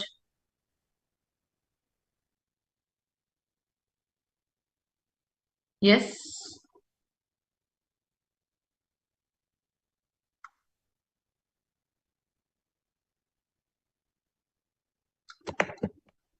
What is 35 AD? You all have done 35 AD in your PGBP class. Go back to your books and see what was 35 AD. Capital expenditure related? Correct. Capital expenditure related. Yes, you're right. So basically, in respect of the expenditures where you have the capital expense, whereas basically, which is in respect of the infra projects, in respect of the cold storage, right? In those specified business deduction, as we call it. So if that be the case, if you're claiming a specified business deduction, in that case, you will get the 35 AD. Are we clear? So in that case, 35 AD is there, and if you claim 35 AD, you will here add back and you will reduce the depreciation on the asset on which you have claimed the 35. So after reducing that depreciation or notional depreciation, you will add back the amount. We are going to solve a question on that part. But for now, you have to understand this particular point. Are we clear? So this is what my adjusted total income will look like. And once you get your adjusted total income, on this you will apply the MAT liability of 18.5%. Are we clear? Yes. Now for the IFSC units, instead of 18.5%, we have 9%. Similar to what you had under MAT. So you can just write here for IFSC units, the rate is 9%. And for cooperative societies, the rate is 15%. Are we clear? Now the AMT is not applicable to which companies? AMT is not applicable to which companies?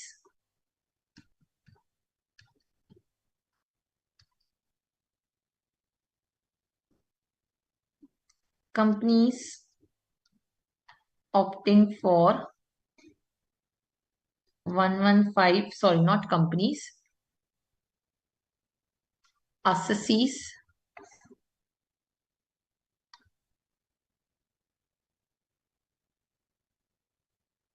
opting for section 115 BAC or cooperative society opting for 115 BAD or 115 BAE, isn't it?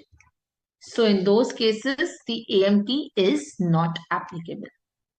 Here you can, instead of assessee, you can write individual or HUF. Or let's cite assessee only because this is also applicable to the AOP BOI. So if you are having 115 BAC regime, or if you have the concessional tax regime under 115 BAD, which is for a cooperative society, or BAE, in those cases, the AMT will not apply. And once the AMT becomes applicable, then all the other provisions, which were like similarly in the case of MAT also, You have to pay the advance tax. You have to pay the interest. If you default on advance tax, similarly will be applicable in AMT also. So once the AMT is applicable, the advance tax liability will remain the same. And if you do not pay the advance tax, you will have to pay the interest. Are we clear with respect to this AMT provision? Any doubt? Any questions? Ma'am Yes. MAT में credit होता है, ऐसे EMT में भी होता है क्या? Yes. We'll talk about that in a time. Okay. Okay. Any other question? Yes. Any doubt? Any question? Is AMT clear? Okay. So let's solve one question on this.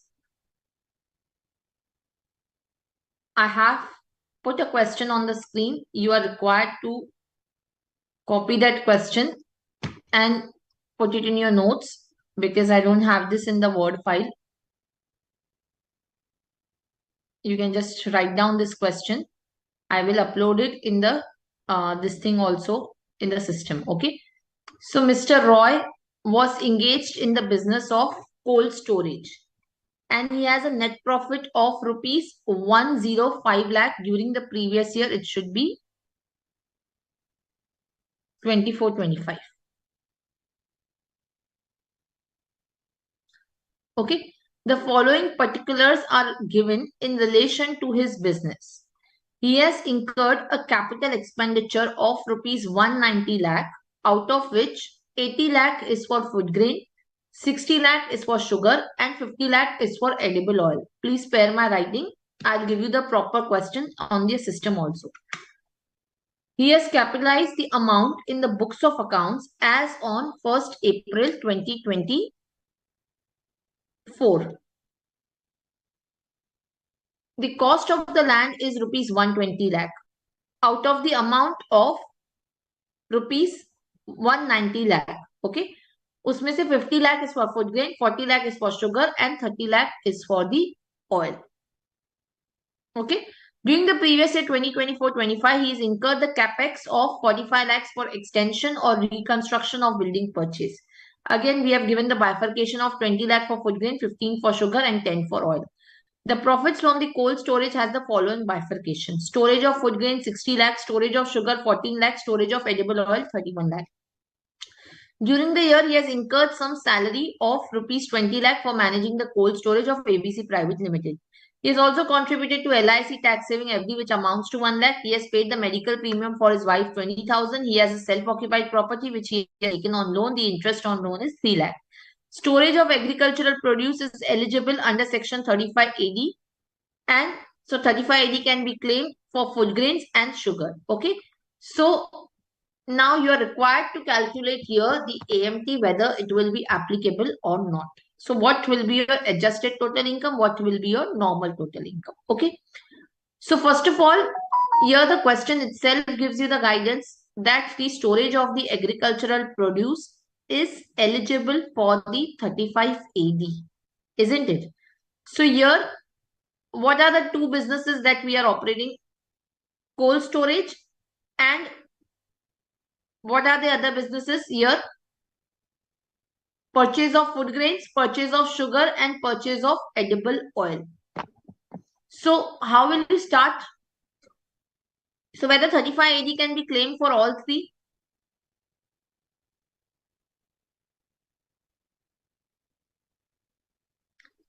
Yes. Whether 35 AD can be claimed for all three?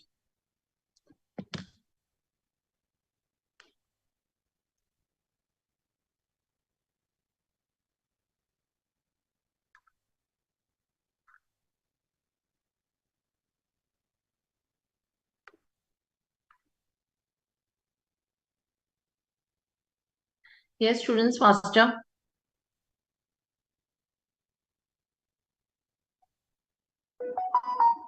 How will we start?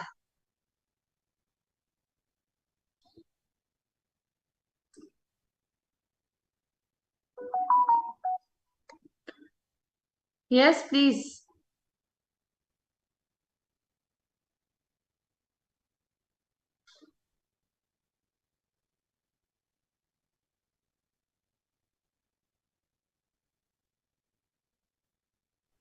Ma'am, Mhm. you have you are asking which three purchase of food grain, sugar or edible oil. Correct. But ma'am ये capital expenditure थोड़ी है. Capital expenditure है ना 190 lakhs का. Oh, purchase of land and building. Yes. Let me do one thing. Let me give you this sum for the homework. Okay, so that you can go back to your 35 AD class, and then we can discuss it in the next class. Okay, so we can leave this page blank. I'll send you this question also on your this portal. I'll upload this on portal also by tomorrow morning. So you can solve this question and then sit for the next class, because then you will be going back, because here I require your knowledge on 35 AD more than AMT. So only then you'll be able to solve this question. Also, let me give you one tip for this question solving.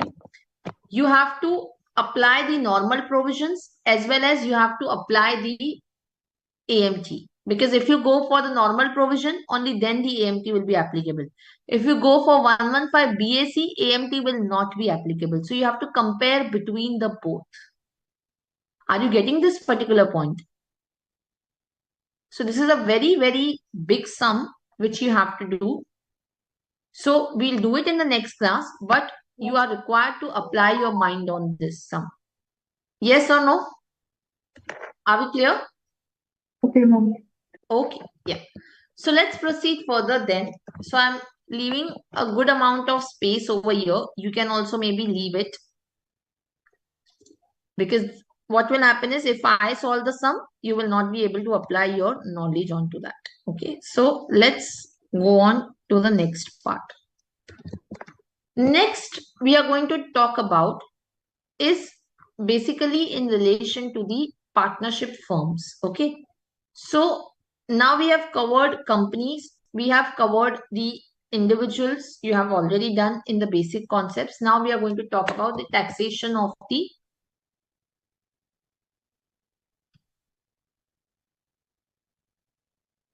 partnership firm or the LLP. Right, so the partnership firm includes the LLP, right? Assessee or the person includes the partnership firm. So the partnership firm includes the LLP. Now, if you talk about the partnership firm, how is the taxation of the partnership firm done?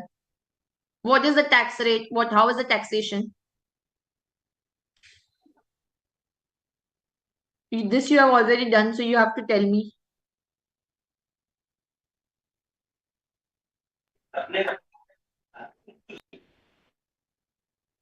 Yes.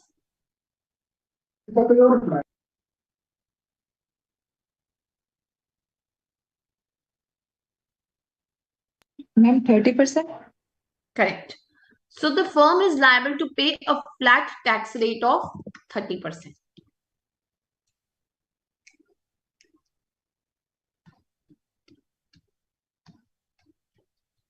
Correct. And what is the surcharge? What is the surcharge for partnership firm?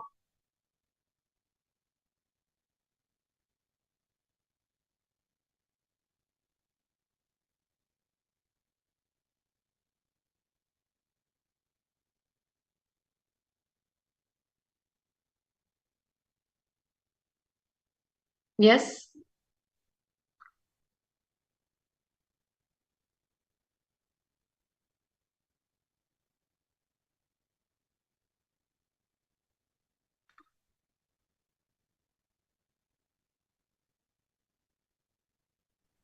$12%.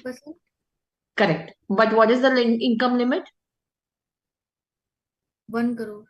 Correct. Seats 1 crore. Correct. So if the total income exceeds rupees 1 crore, then the surcharge is flat 12%. We don't have multiple surcharges here. And then you have a cess at the rate of 4%. So this is basically the tax rate which is applicable to the partnership firm. Now, in order for the partnership firm to be assessed as a firm, which is called as partnership firm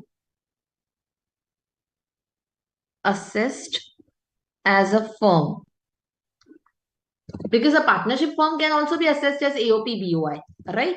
But for the partnership firm to be assessed as firm, so PFAS, partnership firm assessed as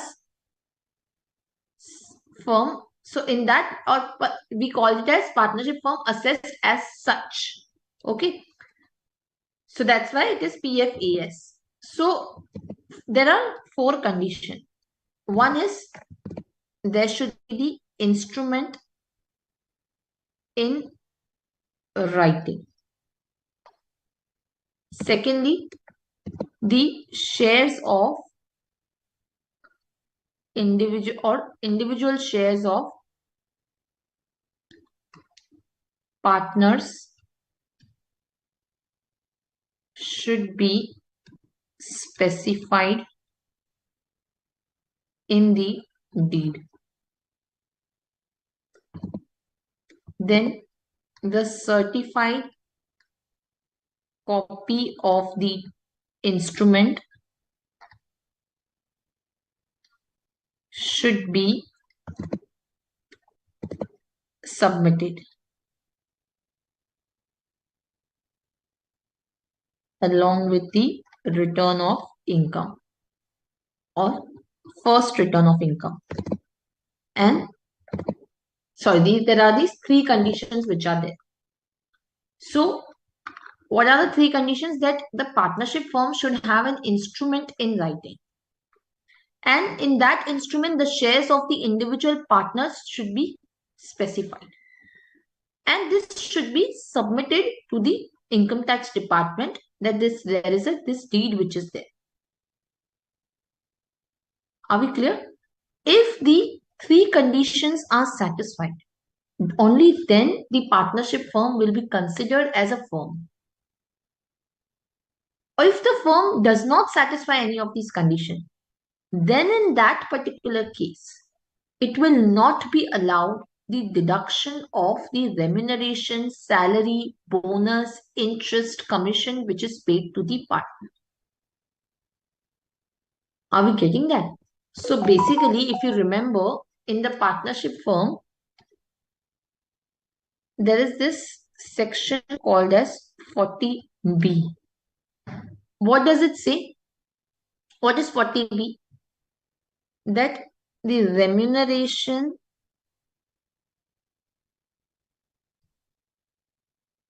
paid to the partners is allowed as the deduction, subject to the limits, right? And you're also allowed the interest on the capital to partners, right? Again, this is allowed as deduction.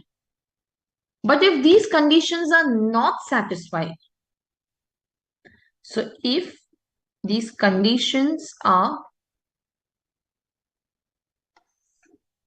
not satisfied, then interest and remuneration will be disallowed. Are we clear? Yes or no? So if these remuneration and interest will be allowed only when it is a partnership firm as such. Are we clear? Now, you would have done under 40B about the remuneration and interest. What are the conditions for the remuneration?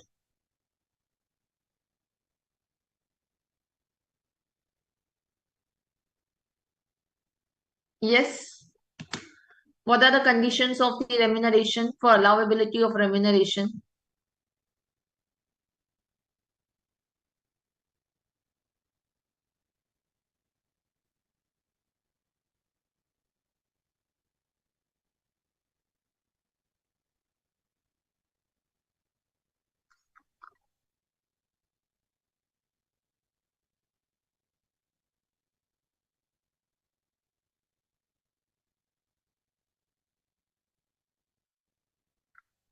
Yes, students.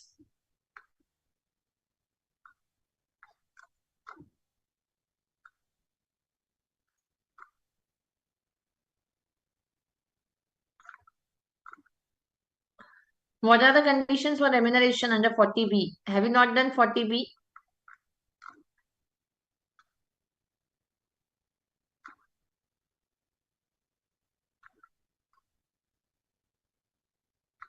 Yes.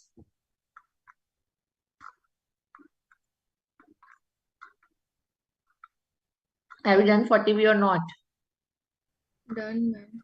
Yeah, so what are the conditions for remuneration? Fast. I don't have to tell you this. This is very simple. Ma'am एक rate में mistake हो रहा है थोड़ा वो. No, don't tell me the rates. What are the conditions?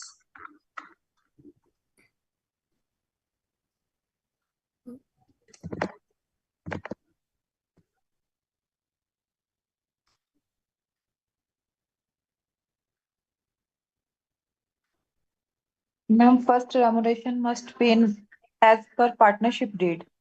Correct. So, the conditions here are, first of all, it should be paid to a working partner.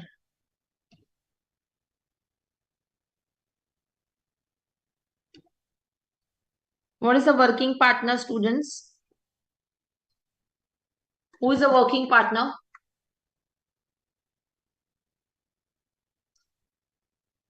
Yes, who is a working partner?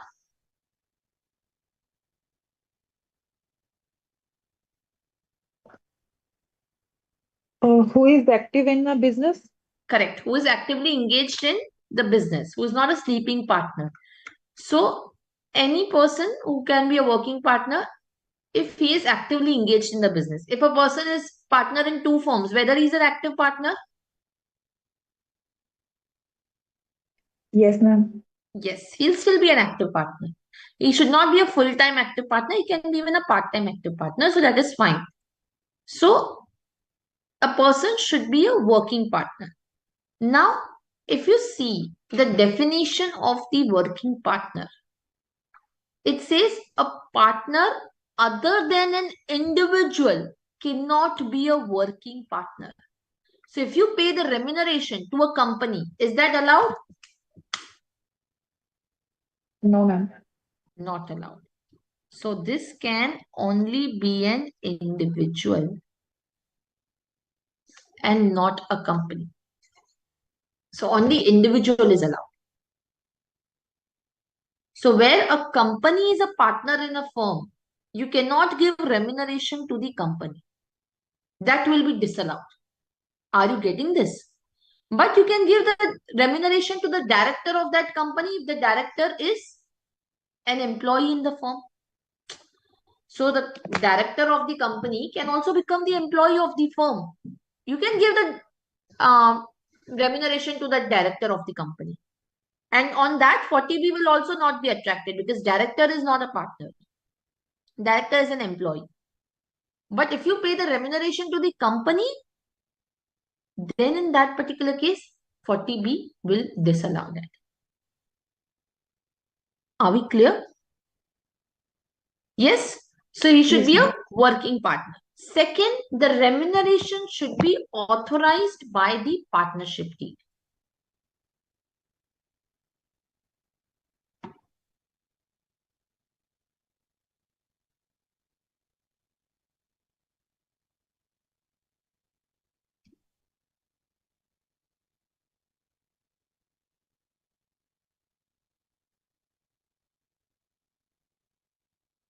What do we mean by remuneration should be authorized by the partnership deed? So basically, the partnership deed in a clear, explicit terms provide for the remuneration to the partner. So CBDT has clarified that no deduction will be allowed under 40B unless the partnership deed explicitly specifies the amount of remuneration payable to the individual working partner, or at least lays down the manner in which the remuneration will be calculated. So the partnership deed should not just say that the remuneration will be payable to partners. No, it has to lay down either the total amount by way of fixed payment, or it can say a percentage of profit will be paid. So basically that is what is contemplated. So clearly in the partnership deed, it should be mentioned that what is the remuneration. It is fine that if the individual partner's remuneration is not mentioned and the total remuneration is mentioned. Excuse me, ma'am. There is Yes. amount. There is specific amount, or it will write like that partners can decide it, or in that term also they decide. No, that is not allowed. It has to be a specific amount mentioned, or it has to be at least given that, okay, percentage of the profits earned will be given. Are we clear? Yes, ma'am. Okay. So basically in the partnership deed, see, there is also one school of thought which says that in the partnership deed, you should also specify that each individual partner will get how much remuneration. Because otherwise it can, lead to litigation that it is not clearly specified. So it is better that we put in the partnership deed that how much each individual partner also gets. Although the section does not say like that, but there is always one opinion which is saying that it is necessary that each individual partner's remuneration should also be specified. The other view is that it is not necessary. But in order to avoid litigation, it is better that we specify in the partnership deed that what is each partner's remuneration. Third is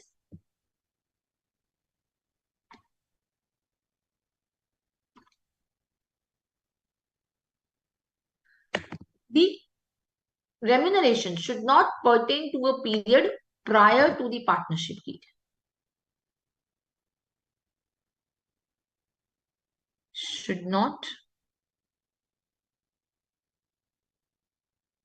pertain to the period prior to the partnership deed. Meaning I cannot retrospectively give the remuneration.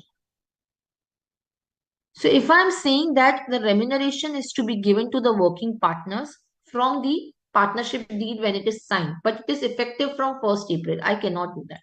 I will get the deduction only from, let's say, when the partnership deed is signed, which is, let's say, 1st July.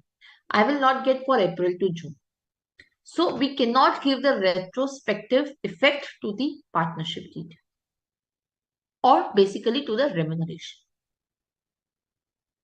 And last one, it should not exceed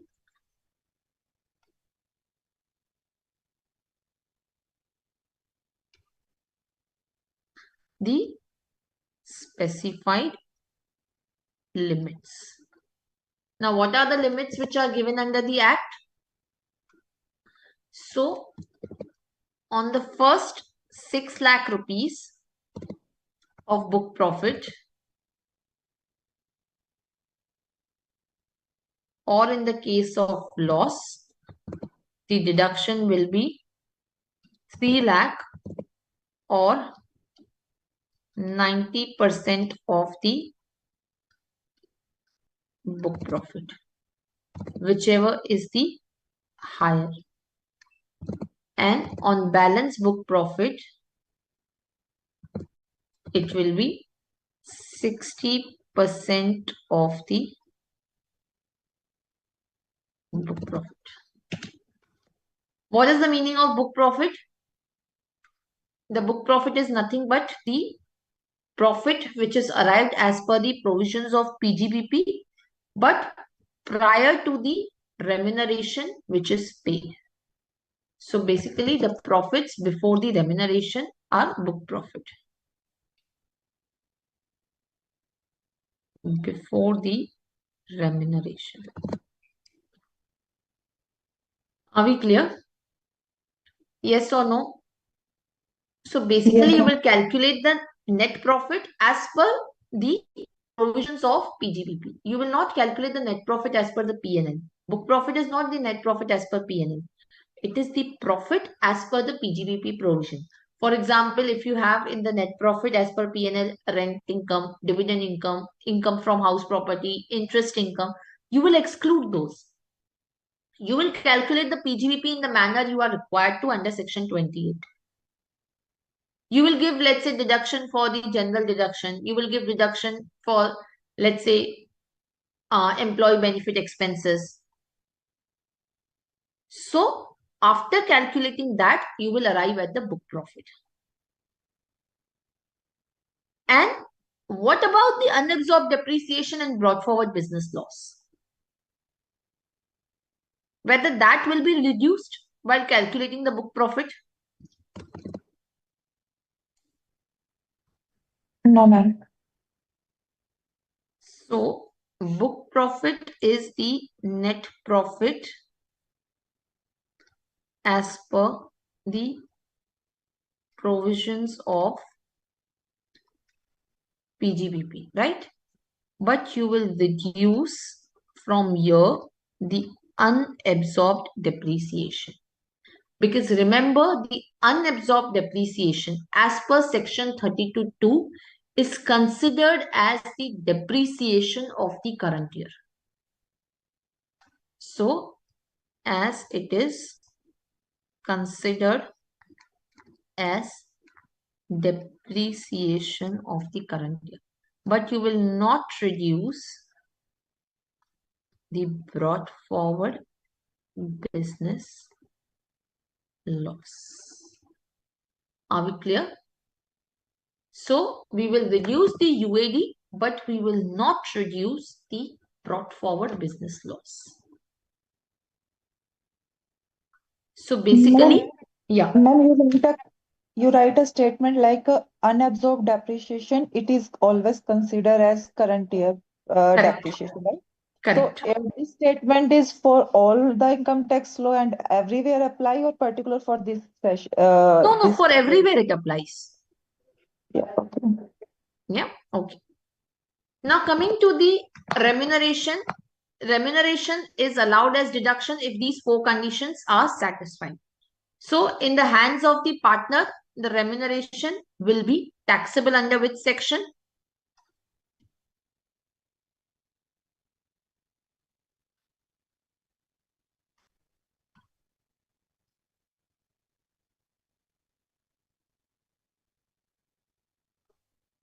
(28)(5). Okay. It is taxable in the hands of the partner. If the remuneration is not allowed as deduction, if you fail to satisfy any condition, then the remuneration will not be allowed as deduction to firm. And in that case, it will also not be taxable in the hands of partner. So if remuneration not allowed as deduction to the firm, it shall not be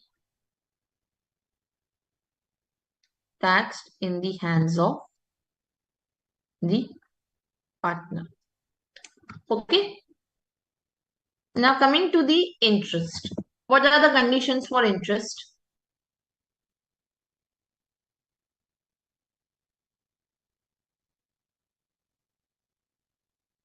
No, I think maximum 6%. No.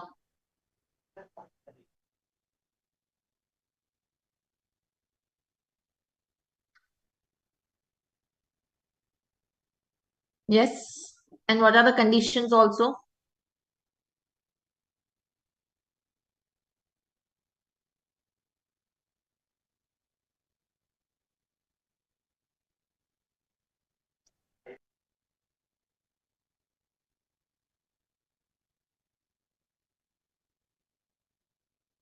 As per partnership deed, if it is not provided there, then we will allow it at the 6% interest.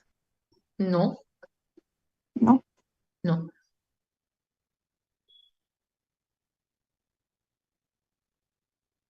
Okay. So basically, see, here the condition are again the similar conditions. So number one, it should be authorized by and in accordance with the partnership deed. So interest should be authorized by the partnership deed. So see, these conditions are very important for partnership firm to be assessed as such. That's why they say that partnership firm should have an instrument in writing. Only then you will get these deductions. Because if you don't have an instrument in writing, if the shares of the individual partners are not mentioned, then you will never get these deductions. And therefore, for claiming these deductions, again, they say the same thing, that you should have the remuneration and interest in accordance with the partnership deed. It should be authorized by the partnership deed. Are we clear? Secondly, again, the same, that it should not be for a period prior to the partnership deed.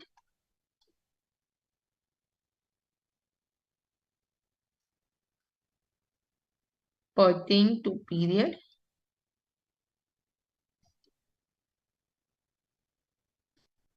prior to the partnership deed. Okay. Then the rate of interest should not exceed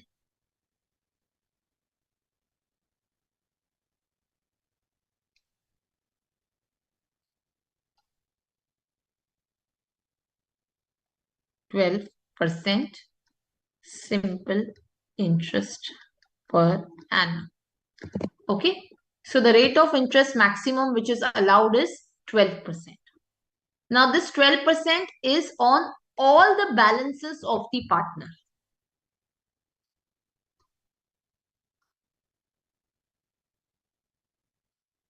So which means the capital balance plus current account balance plus any loan given by the partner. So 12% will apply on all the interest, all the capital balances. If any debit balance is there, you will reduce that. But it will apply on all the balances of the partners. Now, if the interest is allowed as deduction, again, this will be taxable in the hands of partner under section 28(5). If not allowed as deduction to firm, then not taxable in the hands of the partner. Are we clear about the remuneration and interest, students? Yes or no? Ma'am interest partner के हाथ में जब taxable होगा तो किस head में जाएगी उसको 28(5) is PGBP, so under PGBP only. Okay. So this will be taxable under the head PGBP. 28 is a section of PGBP, right? So it will be taxable under that head only. So if it is allowed as deduction, it will be taxable in the hands of the partner under PGBP. Further, this year, one amendment. Yes. Ma'am, remuneration also go in a PGP. Correct. Yes, PGBP only. Because see, 28(5), 28 is a section under PGBP head. So both of these are chargeable under the head PGBP. Okay. Yes, ma'am. Now, this year, there is a new provision which is introduced as a way of TDS. Earlier, partnership firm, when it was paying the remuneration or interest to the partner, it never had to deduct the TDS.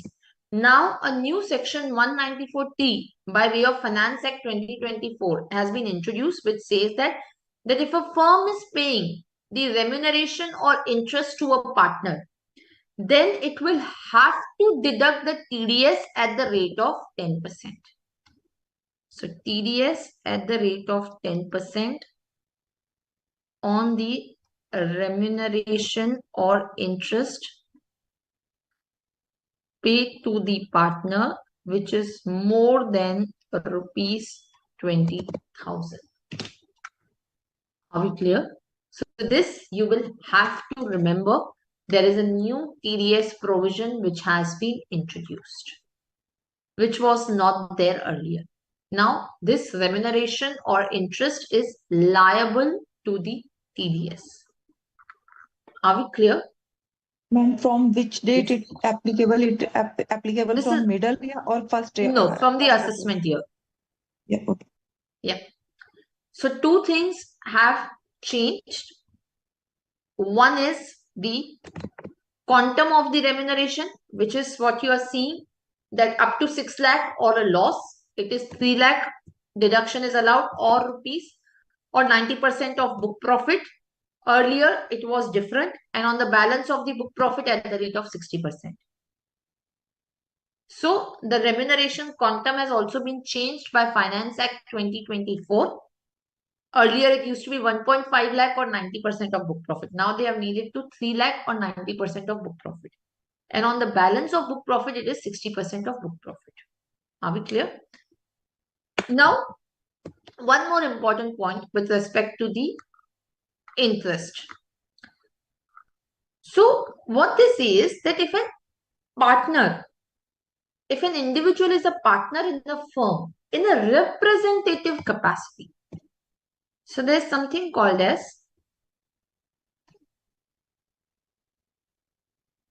partner in representative capacity. Let's take a first instance. So let's say, for example, that if there is, let's say, HUF who is a partner in the partnership firm. Let's say there is ABC HUF, which is partner in the partnership firm. Okay. Now, see, once an HUF or non-individual is a partner in the partnership firm, they have to appoint somebody in the representative capacity. Because see, at the end, it is an entity and not an individual. So basically, if somebody has to do dealings with that partner, it would be through a partner in a representative capacity who will represent that HUF. So let's say, for example, in this partnership firm, let's say XYZ, Mr. X, who is Karta of HUF,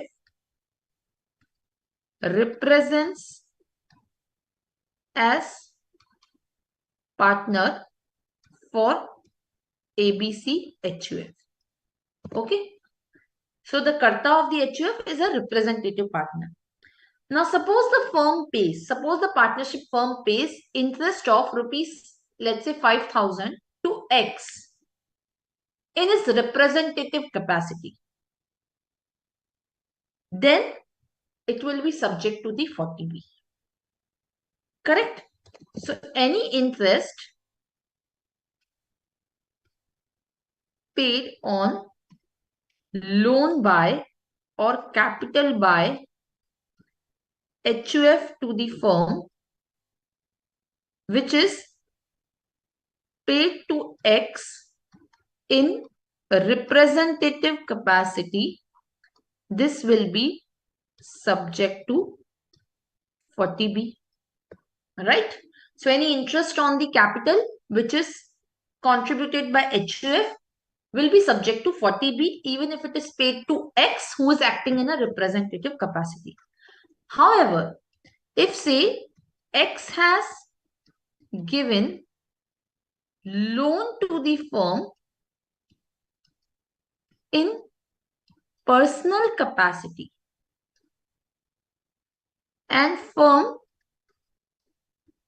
pays interest on the loan to X, then this will not be subject to 40B as it is paid in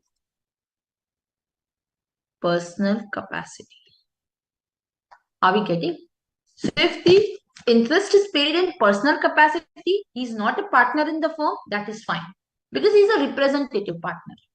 But if the interest is paid in representative capacity, interest was to be paid to Karta sorry, to HUF, and now it is being paid to Karta because he is representing the firm, then it will be subject to 40B.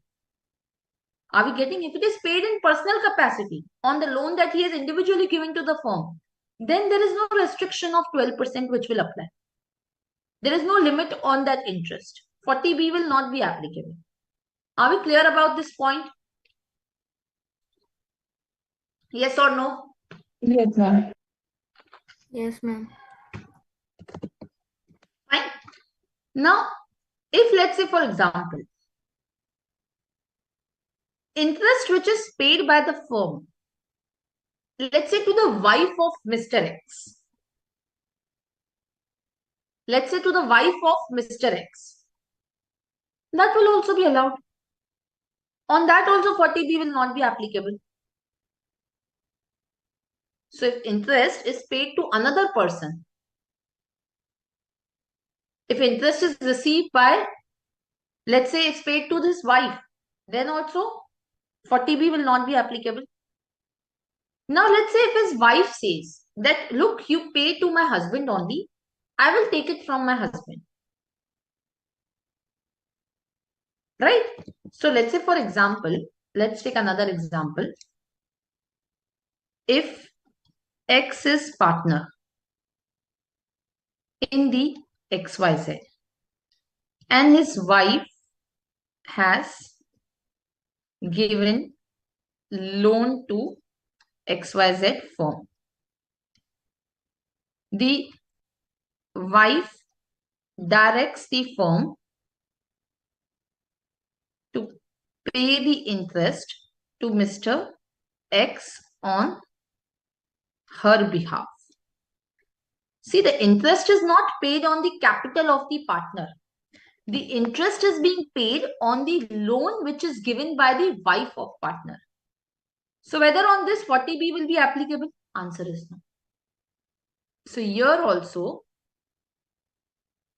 40B not applicable as the loan, as the interest is not paid to the partner but paid on behalf of another person. Are we clear? As the interest is not paid to the partner in this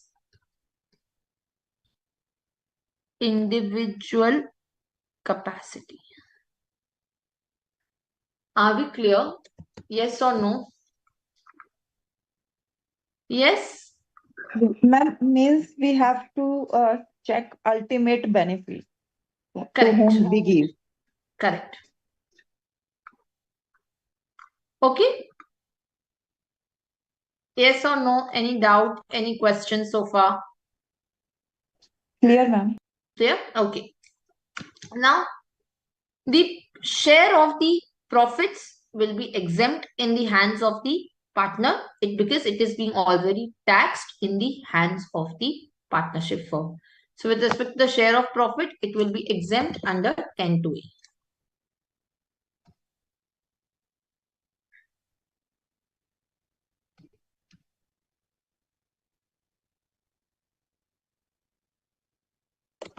So once it is being taxed in the hands of the firm, it will remain as exempt.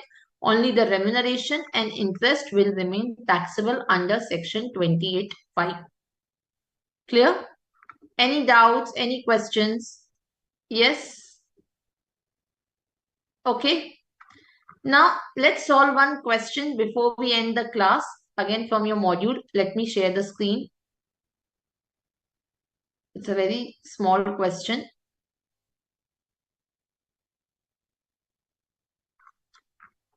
Okay. So, measures HIG, a firm consisting of 3 partners, namely H, I, and G, carried on the business of purchase and sale of TV sets in wholesale and manufacture and sale of pens under a deed of partnership executed on 1/4/2013. H, I, and G were partners in their individual capacity. The deed of partnership provided for payment of salary amounting to 1,25,000 each to H and G, who were the working partners. A new deed of partnership was executed on 1/10/23, which, apart from providing for payment of salary to two working partners, as mentioned in the deed of partnership executed on 1/4/13, for the first time provided for payment of simple interest at the rate of 12% per annum on the balances standing to the credit of the capital accounts of partners from 1/4/24. The firm was dissolved on 31st March 25, and the capital assets of the firm were distributed amongst the partners on 24/25. The net profit of the firm for the year ended 31st March 2025 after payment of salary to the working partners and debit or credit of the following items was 3,50,000. Now, interest amounting to rupees 1 lakh paid to the partners on the balances standing to the credit of their capital accounts on 1/4/2024 and to 31st March 25. What will be the effect of this interest?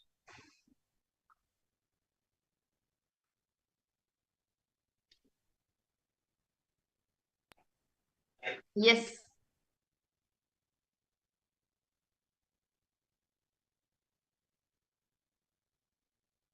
No effect because 12% is allowed.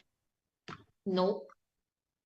So if you see what they have said it at the start, the deed of the partnership firm, sorry, this one, a new deed of partnership was executed on 1/10/23, which, apart from providing for payment of salary to the two working partners, as mentioned in the deed, executed on 1/4/13, for the first time provided for payment of simple interest at 12% per annum on the balances standing to the credit of the capital account of partners from 1/4/2024. So the new deed was entered on 1/10/23, but they are giving a retrospective effect. If you see, Ma'am, how it is retrospective? okay, right. These are saying from 1/4/2024. Okay, I think the question only has a mistake because it should be 1/10/24 and then only there will be a correct answer which will come. Otherwise, you're right. Right. This should be 1/10/24 in the module and not 1/10/23. So if we see, if you keep 1/10/23, then of course there will not be any effect. You are right. But if we make it to 1/10/24, then what we will do is we will disallow 50% of the interest. Isn't it? We will disallow the 50% of the interest because then it will tantamount to the retrospective effect. Because what it is being said is that it should not pertain to period prior to the partnership deed. If we keep the date as 1/10/23, there will not be any effect. If we keep date as 1/10/24, then you will disallow 50% of the interest. Are we clear? Yes, ma'am. Okay. Now, interest amounting to 50,000 paid to the partners on the balances standing to the credit of their current accounts from 1/4/24 to 31st March 25. Ma'am, half is allowed as per your rectification. No. See, here it is said on the current account. But if you read the question, the partnership deed is providing on the balances standing to the credit of capital account. If the partnership deed does not provide for providing the interest on the current account, you cannot provide the interest. It has to be given by the partnership deed. So interest to the partners on the current account is not specified by the partnership deed in specific. Right? It is only saying standing in the capital account. So therefore, it will not be allowable. Are we getting that? If the deed clearly provides that it has to be on the capital, current, all the balances, then yes, you can take this. But if the deed is not providing that specifically, you cannot take it. Okay? Are we clear about this adjustment? Yes, ma'am. Okay. Interest amounting to 20,000 paid to HUF of partner H at the rate of 18% per annum. Ma'am, full allowed. Full allowed? Yes. Any other question on this? Right? So this will be fully allowed.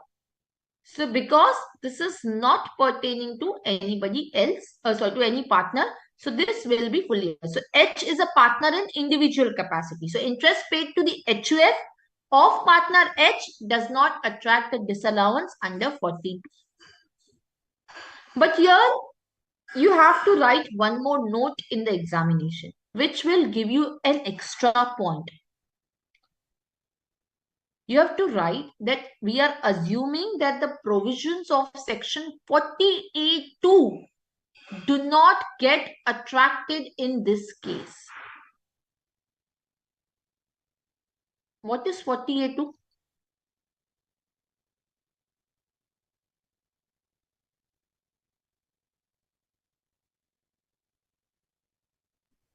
Salary interest payment to the relatives. Correct. So any expenditure to the related party. Yes. This HUF will be related party to the partnership firm. Right? Yes, ma'am. Correct. So here you have to write about this point. Otherwise, you'll get a 1 mark less. So you have to write that here we are assuming that 40(a)(2) is satisfied, that the interest is paid as per the fair market value. Are we clear? Because somebody can challenge this. Somebody may say that to the partners you are paying 12% and to the related party you are paying the interest at 18%. So we'll say that it is as per the fair market value. Are we clear?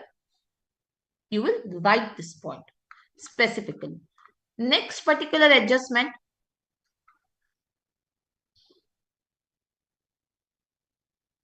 Payment of rupees 25,000 towards purchase of television sets stock in trade made by cross-check on 1/11/24. What will be the impact? No impact, ma'am. Why no impact?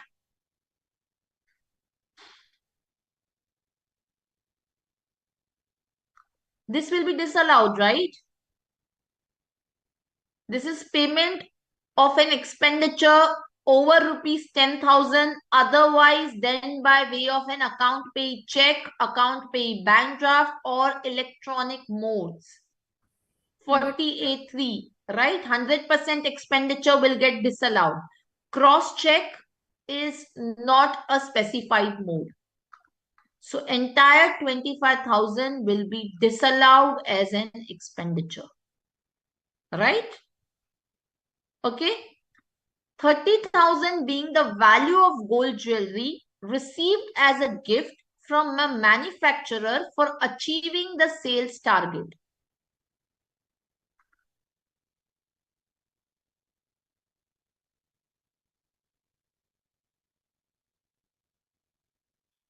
What will be the impact? Other source income? No. This will be the perquisite under 28(4). Remember 28(4)?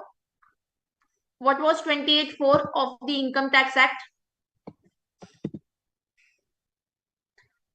So 28(4) says that the value of any benefit or perquisite arising from the exercise of the business or profession, which is whether or not it is given in cash or whether or not it is given in kind. So if you see this provision 28(4), the value of any benefit or perquisite arising from the business or exercise of profession, whether convertible into money or not, meaning given in kind or in cash or in kind or partly in cash and partly in kind, is taxable under 28(4), isn't it? So the benefit that you have received from your dealer, right? Your dealer has given the gold items to you, gold jewelry to you as a gift from manufacturer for achieving the sales target is nothing but the benefit arising from the business. and this shall be taxable under 28(4). This is already included in my profit. So therefore, I will not give any effect. But I will write a note to this. Are we clear? Okay. Depreciation amounting to 15,000 on motor car bought and used exclusively for business purposes but registered in the name of partner H.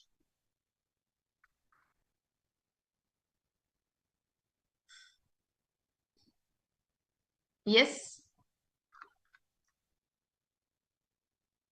Whether allowed? Not allowed, ma'am. Why? Ma'am, the car should be registered in the name of the firm, no? No. So in the case of Supreme Court, in the case of Mysore Minerals, has clearly held that the registered owner is not important. Who is owning the asset? I should be the owner of asset. So if I'm an owner of asset, and even if the car is registered in the name of partner, that is still fine. Okay. So in Mysore Minerals, it has been held that if the car is owned by me and used exclusively for my business, even though it is not registered in the name of firm, the depreciation will be allowed. So here also we will not give any effect. Are we clear? Yes, ma'am. Okay. Next is the interest amounting to 25,000 received from the bank on fixed deposits made out of surplus funds. Ma'am, additional depreciation वाला छूट गया क्या? हाँ, right, sorry. So, depreciation under 32(1)(2) amounting to 37,500 of new machinery bought and installed for manufacture of pens on 1/11/2024 at a cost of rupees 5 lakh.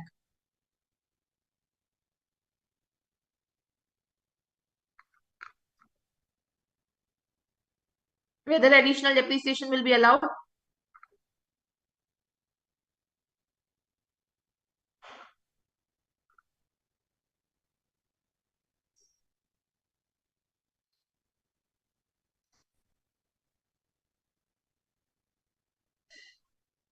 Yes. Yes, ma'am. 10% will be allowed. 10% will be allowed, but why? This is not in the business of manufacturing. What it is written? HIG, a firm consisting of 3 partners, is engaged in the business of purchase and sale of television set. Television, yes, ma'am. Yes, yes. Correct? So Yes. therefore, the depreciation should not be allowed. But what they have specifically said, they have bought and installed for manufacture of pens, meaning they are maybe starting a new business. They have a separate line of business for which the information is not given. But if it is for the manufacture of pen, for 10%, the depreciation will be allowed. So you will write in the note that we are assuming that the firm has a separate line of business for which no other information is given, but it is into the manufacturing of pen, and therefore we will allow the depreciation. Are we clear? Yes, but ma'am. only 10%. The balance 10% will be carried forward to the next year. Next year. Interest amounting to 25,000 received from bank on fixed deposits made out of surplus fund.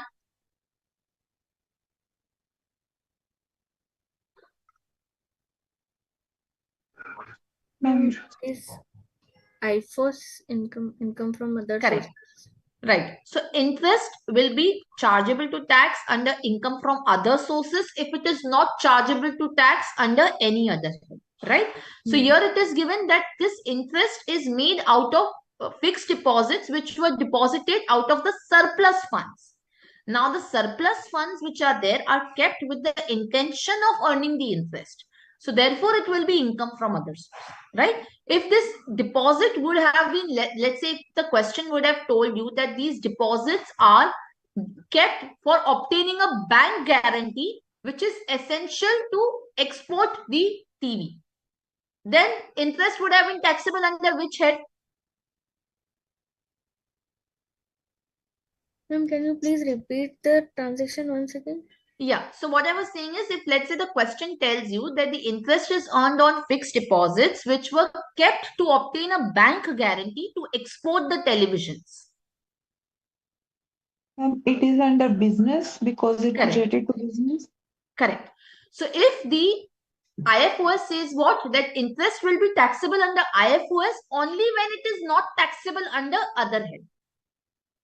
See, dividend ke case mein IFOS says what? It is specifically chargeable under IFOS. Even if you are into the business of trading in securities, investment in securities, it is still, dividend is always taxable under EFOS. Because if you remember, we had done under EFOS, there is a specific charge and there is the charge if it is not chargeable under other head, right? So for interest, I had told you that interest will be chargeable under EFOS if it is not chargeable under any other head. Now, if I have earned the interest on fixed deposits, which were not kept to deposit the surplus fund, but which were kept to obtain a bank guarantee, because bank guarantee is essential to export the goods outside India. So then that fixed deposit becomes essential for doing the business, and therefore that interest on those fixed deposits will not be IFOS, but will be the business income. So you have to be very, very careful in the exam. Are we clear? Yes, ma'am. Okay. So here interest you will reduce from the book profit and charge under the head IFOS, because this is on the surplus funds. Next is other information is given. Closing stock in trade was valued at 60,000 as per the method of lower of cost or NRV followed by it. The NRV of the closing stock in trade was 65,000.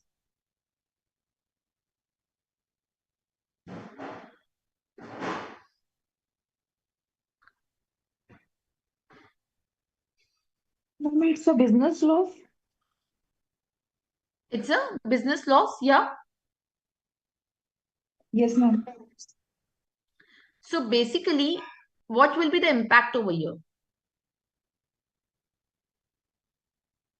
Ma'am, reduce closing stock is reducing, so profit is reduced by 5,000. Correct. So you will write here reference to ICDS 2. What is ICDS 2? Inventory related. Correct. Now tell me one thing. Why here we are reducing 5,000? Because the principle is cost or NRV, whichever is lower. So then why you are reducing 5,000? We have already taken 60,000, which is lower than 65,000. Ma'am, Revaluation. but closing stock is it's our asset, and asset is becoming reduced now.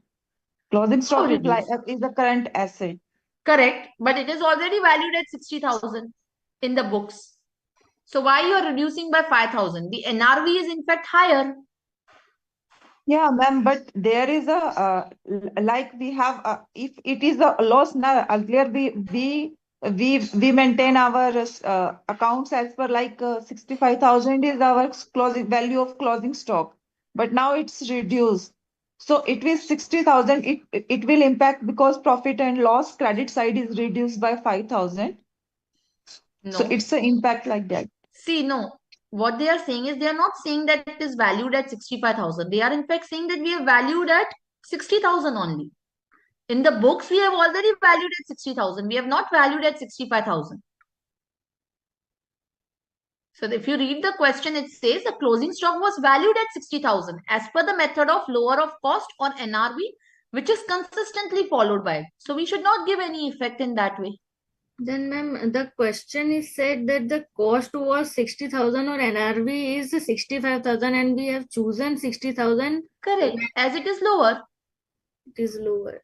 And that's what ICDS 2 also tells you. Yes, ma'am. Yeah, so then why are we making a change over here?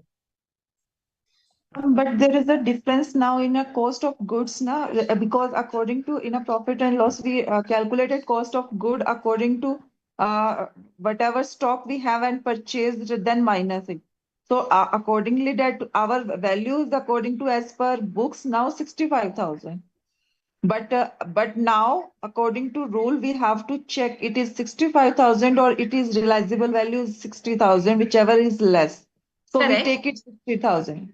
No, but see, But in what they our have done is, no. See, they have already given that effect. in the books. They are not asking you to give that effect. So what you are saying is, if let's say, for example, the question would have said that the stock is valued at NRV in the books of accounts and the cost is 60,000, then you would have said that, okay, I will reduce it to 5,000. But what they are saying is that we know, the accountant is telling you, I know that we have to follow a principle of, as per ICDS 2, cost or NRV, whichever is lower. The NRV was 65,000. I have already considered 60,000. So ideally, there should not be any effect. Isn't it? Yes, ma'am. Correct? But we are missing it on one point over here. So if you read the question here, it has said the firm was dissolved on 31st March 2025. ICDS 2 says, in the case of dissolution, the stock has to be valued at NRV and not at cost or NRV, whichever is lower. So the ICDS 2 says, in the case of dissolution of firm, the stock has to be valued at the NRV. Are we getting it? Yes, ma'am. That's why this adjustment has been given. Correct. So you have to, in fact, add 5,000 and not reduce 5,000. Yes, ma'am. Clear. Correct? So you don't have to reduce 5,000. You are at cost. You have to make it to the 65,000. Are we getting this? Yes. Yes, Okay. ma'am. So therefore, here we have to consider in that particular way. Fine. Now, next is brought forward business loss and the fair market value of the asset.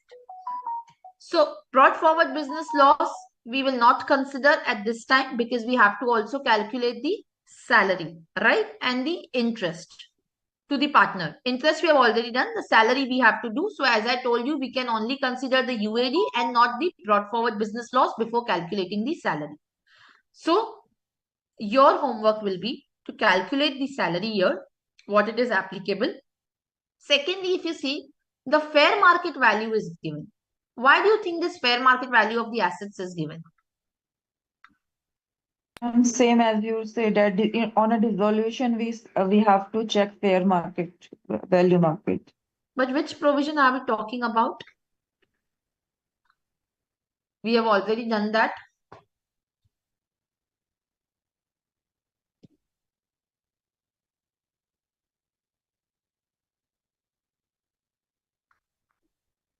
ICDS 10 related? No.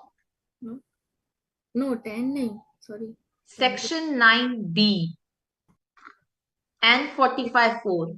Yes, ma'am. Right? Yes. 45.4, whether it will get attracted. Whether 45.4 will get attracted over here. 45.4 is only on the reconstitution of firm and not on the dissolution of firm. And 9B was applicable on reconstitution as well as dissolution. Yes, ma'am. Correct? So therefore, only 9B will get attracted because the capital assets were distributed amongst the partner on 20th April 2025, which is the assessment year 26-27. And we are here dealing with 25-26 assessment year. So in the year when the capital assets are received by the partner, in that year 9B will get attracted. Isn't it? So that's where they have given you the fair market value. So it will not be taxable in this year. It will be taxable in the year of distribution. So 20 lakh is the fair market value. 9B says that the fair market value shall be deemed to be the full value of consideration. Minus the cost of acquisition 15 lakh will be taxable in the hands of the firm as capital gain. Are we clear? Yes? Yes, Yes, ma'am. ma'am. Fine.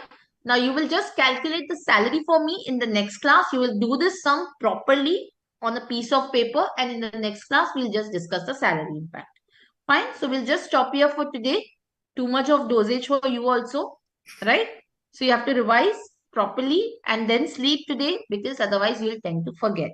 So thank you so much, and we'll meet in the next class. Okay? Thank you, ma'am. Thank you. Thank you, ma'am. Good night. Good night, ma'am. Yes.